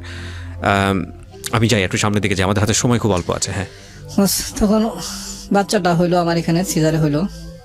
সিজারে হওয়াতে আমার এখানে প্রচুর টাকা গেছে। বাচ্চাটা একটু হওয়াতে ওদের একটু সমস্যার কারণে আমার এতগুলি টাকা গেছে। যাই হোক, দুইবার সিজারের টাকা গেছে। একবার হয়েছে, যখন হয়েছে তখন তো সিজার করা হয়েছে, তখন এরপরে আবার ওরা উত্তেজিত হয়েছে, লড়াচড়া করছে, অনিয়মে চলছে, শিলিগুলো আবার পচে গেছে। এগুলো আবার আপনার নতুন করে আবার সিলি করতে হয়েছে। এটা দ্বিতীয়বার সিজারের টাকা। ঠিক আছে, আমি বুঝতে পারছি যে প্রচুর অর্থ আপনি ব্যয় করেছেন ওদের ফ্যামিলির পিছনে, আপনার ওয়াইফের পিছনে। হ্যাঁ, এই অবস্থা। আমি কিছু কোশ্চেন করি আপনাকে। আপনি বাচ্চাকে সহ আপনার বাসায় নিয়ে আসলেন, গ্রামের বাড়িতে নিয়ে আসলেন, আপনাকে ওইখানে ভয়াবহ অবস্থা ফেস করতে হয়নি? গ্রামের বাড়িতে হ্যাঁ, অনেক ভয়াবহ অবস্থা। মেনে নিয়েছে আপনার বাপ মা শেষ পর্যন্ত? বাপ মা তো মেনে নিয়েছে, এখানে বিশেষ কিছু মুহূর্তের কারণে মেনে নিয়েছে। কিরকম? এইখানে আর একটু আমার রয়ে গেছে, এটা আমি ক্লোজ করতেছি। এখানে যখন আমার বাচ্চাটা 1-1.5 মাস 2 মাস বয়স হয়েছে, তখন আমি নিয়মিত অফিস করে আমি বাড়িতে যাই, বাসায় যাই। তখন আমি বাচ্চার জন্য প্রতিদিন ফলমূল যাই পারি, অল্প অল্প কিছু নেই, যেটা প্রতিদিন আমি নিতে পারি। একদিনে নিলে আজকে 1 কেজি নিয়ে সবাই খাইবো, পরের দিন আর নিতে পারবো না, যার জন্য কম কম নেই। এই বাচ্চাটাকে টিপে খাওয়াই, যেমন আঙ্গুর আছে, আপেল আছে, যেভাবে রস করে খাওয়ানো যায় আর কি। বাচ্চাটা ভাই এত সুন্দর হয়েছে। আমি ওর কাছে যেদিন আমি ওর সাথে থাকলাম প্রথম, ওকে বললাম, তুমি আমাকে ছেলে দাও মেয়ে দাও যাই দাও, আমাকে সুন্দর একটা বাচ্চা, সুস্থ একটা বাচ্চা উপহার দিবা। তোমার কাছে আমার এটাই চাওয়া। আর তুমি আর বিনিময়ে কি চাইবা, তুমি আমার কাছে চাইতে পারো, যখন চাইতে তোমার ইচ্ছা। যখন এই দিন বাচ্চাটা হইলো, বাচ্চাটা দেখে আমি এত টাকা খরচ গেছে আর এত পরিশ্রম করছি। আমি সারা রাত ওইখানে থাকি, সারা দিন ডিউটি করি। আমি এত এনার্জি আপনার শরীরের মধ্যে, মানে মন সারা দিন ডিউটি করি, পরিশ্রমের কাজ। এটা আপনি না দেখলে বিশ্বাস করবেন না কত পরিশ্রমের কাজ আমি করছি। আর সারা রাত আমি এখানে ডিউটি দিছি, ঘুমাই না। যে 4-5 দিন ছিল, 4 দিন ছিল হাসপাতালে, 4 দিন আমি টোটাল ঘুমাইনি। হয়তো ফজর নামাজ পড়ছি হাসপাতালে, একটা জায়গা আছে নামাজ পড়ার, এখানে একটু শুয়ে রয়েছি, জাস্ট পরে যায় ডিউটি করছি 8টা বাজে।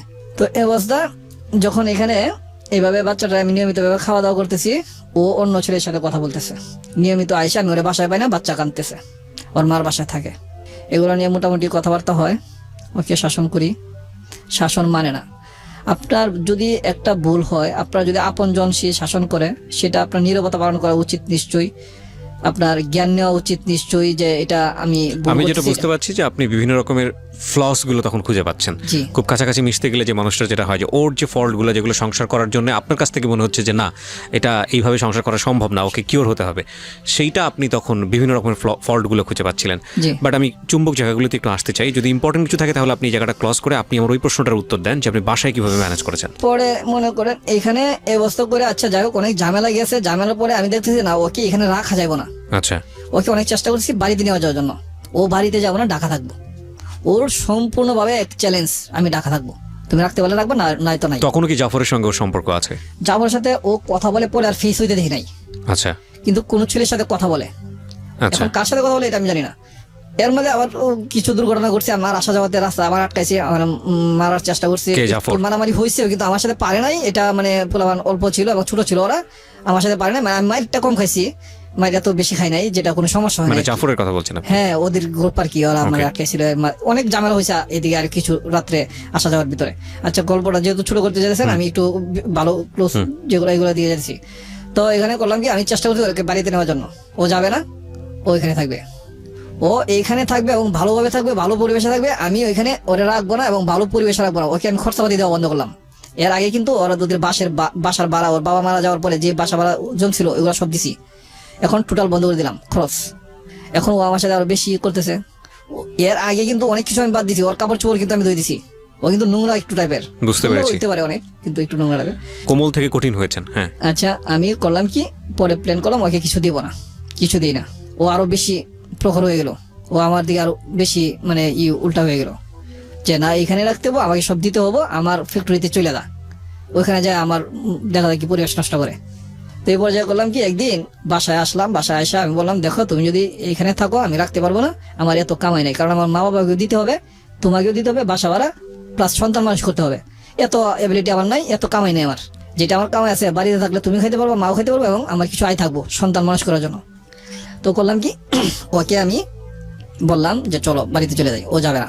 আমি করলাম কি, শিশু বাচ্চাটাকে সকালবেলা নিয়ে বের হইলাম 9টার দিকে, আমি বাচ্চা নিয়ে চলে গেলাম, ভাবলাম বাচ্চার সাথে তো আসবো। বাচ্চাটাকে নিয়ে আমার অফিসে নিয়ে রাখলাম দিনের 11টা পর্যন্ত। 8টা বাজে নিয়ে আসছি, 8:30 বাজে 2-2.5 ঘন্টা 3 ঘন্টার মতো রাখছি আমার অফিসে। দেখি যে আসে না, তো আমি আর রাগ করে আর বাসায় ফিরি নাই, বাচ্চা নিয়ে চলে গেলাম বাড়িতে। মানে আপনার গ্রামের বাড়ি? হ্যাঁ, বাচ্চা দেখি এর আগে তো জেনে গেছে যে আপনি বিয়ে করেছেন, এখানে বাচ্চা না, হয়েছে? এখনো তো জানে, এখানে আরো ঝামেলা হয়েছে। ঝামেলাটা হওয়াতেই যখন মানে নিছে আর কি, এটা হয়েছে কি, আমি যখন নিয়ে যাই তখন আপনার শৌখিন সার্ভিস ছিল আসি, এটা সর্বোচ্চ ভালো এবং দামি গাড়ি, এটা ভিআইপি যারা তারা যাইতো আর কি। তো ভিআইপি পার্সন লোক সবাই উঠছে, আমি বাচ্চাটাকে নিয়ে উঠছি। বাচ্চাও তো আমার ভিআইপি পার্সন, বাচ্চার জামা কাপড় আচার সব দিকে ভিআইপি, আমি শুধু একটু নর্মাল।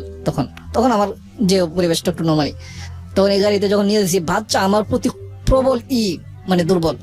এত ছোট বাচ্চা, 5-5 দিনের বাচ্চা আমার দিকে তাকায় থাকে, আমার কুলে থাকে শান্ত, খুব নর্মালি ইজি। যখন নিয়ে গেছি, আপনি সকাল 7টা-8টার দিকে নিয়ে আসছি, কিন্তু সকালে দুধ খাইছে না খাইছে জানে না, এই সারাদিন না খাওয়া। যখন নিয়ে যেতেছি তখন 11টা বাজে, গাড়িতে তখন মনে হয় 12:30 বা 1টা বাজে, 5টা বাজে আমি জানামছি গাড়িতে। আপনি বনানী কাগুলি পার হয়েছে, তখনই কান্না শুরু, বাচ্চা আর থামানো যায় না। এমন একটা পরিবেশ সৃষ্টি হয়েছে গাড়িতে, বাচ্চার কান্না, কোনো একটা মানুষ সিটে আর বইসা থাকা নাই, কেউ উপর কেউ পিছন দিকে, কেউ ওই সাইড হলে ওই সাইড দিক থেকে দেখতেছে কি ব্যাপার, বাচ্চা করতে আছেন। তখন আপনার র্যাব নামাইছে। এক্স্যাক্টলি, আমি নিজেও চিন্তা করছিলাম যে আপনি তো ধরা খাবেন, কারণ বাচ্চার মা তো সাথে নাই, রাইট? তখন তো র্যাবের চল, ওই সব ভদ্রলোকেরা বলতেছে বাচ্চা চুরি করে আনছে। বাচ্চার মা আগে জিজ্ঞেসে ভালো করে, বাচ্চার মা কোথায়? আমি বললাম যে এরকম রাগারাগি হয়েছে, নিয়ে চলে আসছি বাচ্চাকে। তো বাচ্চার মা কোথায়? বাচ্চার মাকে আনছি না, বাচ্চা তুমি চুরি করে আনছো, অনেকেই বলতেছে এরকম। তো আমার সিরিয়ালে সোজা সিটে 2 সিটে বসছে, আমি বাচ্চাকে নিয়ে 2 সিট নিয়েছি আমি বাচ্চা ওই সিটে আর কাউকে বসে নাই। তো ওই সিটে হিন্দু একজন ভদ্রমহিলা বসছিল, ভদ্রমহিলা চাইতেছে বাচ্চাটাকে। ওই ভদ্রমহিলার স্বামী তপন নাম, ওনার বাড়ি মামা সিং, উনি বলতেছে বাচ্চাটাকে দাও, আমার বাচ্চাও আছে, তোমার দিদি ওকে দুধ খাওয়াক। পরে ওই নিয়ে ওকে দুধ খাওয়াইলো, বাচ্চা শান্ত হয়েছে। তখন এদিকে সব আলোচনা চলতেছে, সবাই আইসা সবার হাতে মোবাইল আছে, মোবাইলে ছবি তুলতেছে, ছবি তুলে এইগুলা মানে নেটে ছাড়তেছে। তখন কিন্তু নেট খুব কম চলে, ভিআইপিদের হাতে চলে হয়তো, এটা মানে প্রচার করার জন্য, সংবাদে দেওয়ার জন্য এরকম ভাবে প্রচার করতেছে যে এরকম চুরি করে একটা এত সুন্দর বাচ্চা আনছে, এত সুন্দর বাচ্চা, এত গুড নিউজ, এত সুন্দর, মানে সবাই দেখা মানে অবাক। এই বাচ্চা দেখা আমি কিছুতেই বুঝে থাকতে পারি না, এই বাচ্চা দেখে আমি বাচ্চাকে নিয়ে আসলাম। তখন এখানে অনেক ঝামেলা হয়েছে। আপনার তপন ভাই যায় ওইখানে মামাসি হোটেলে, পরে হোটেলে 8টা এখানে রাখছে, রাখা ওদেরকে ফোন করে ওদেরকে নিয়ে গেছে যে আপনারা না আসলে বাচ্চা আমরা রেখে দেবো, বাচ্চা ওকেও দেবো না, আপনাদের দেবো না।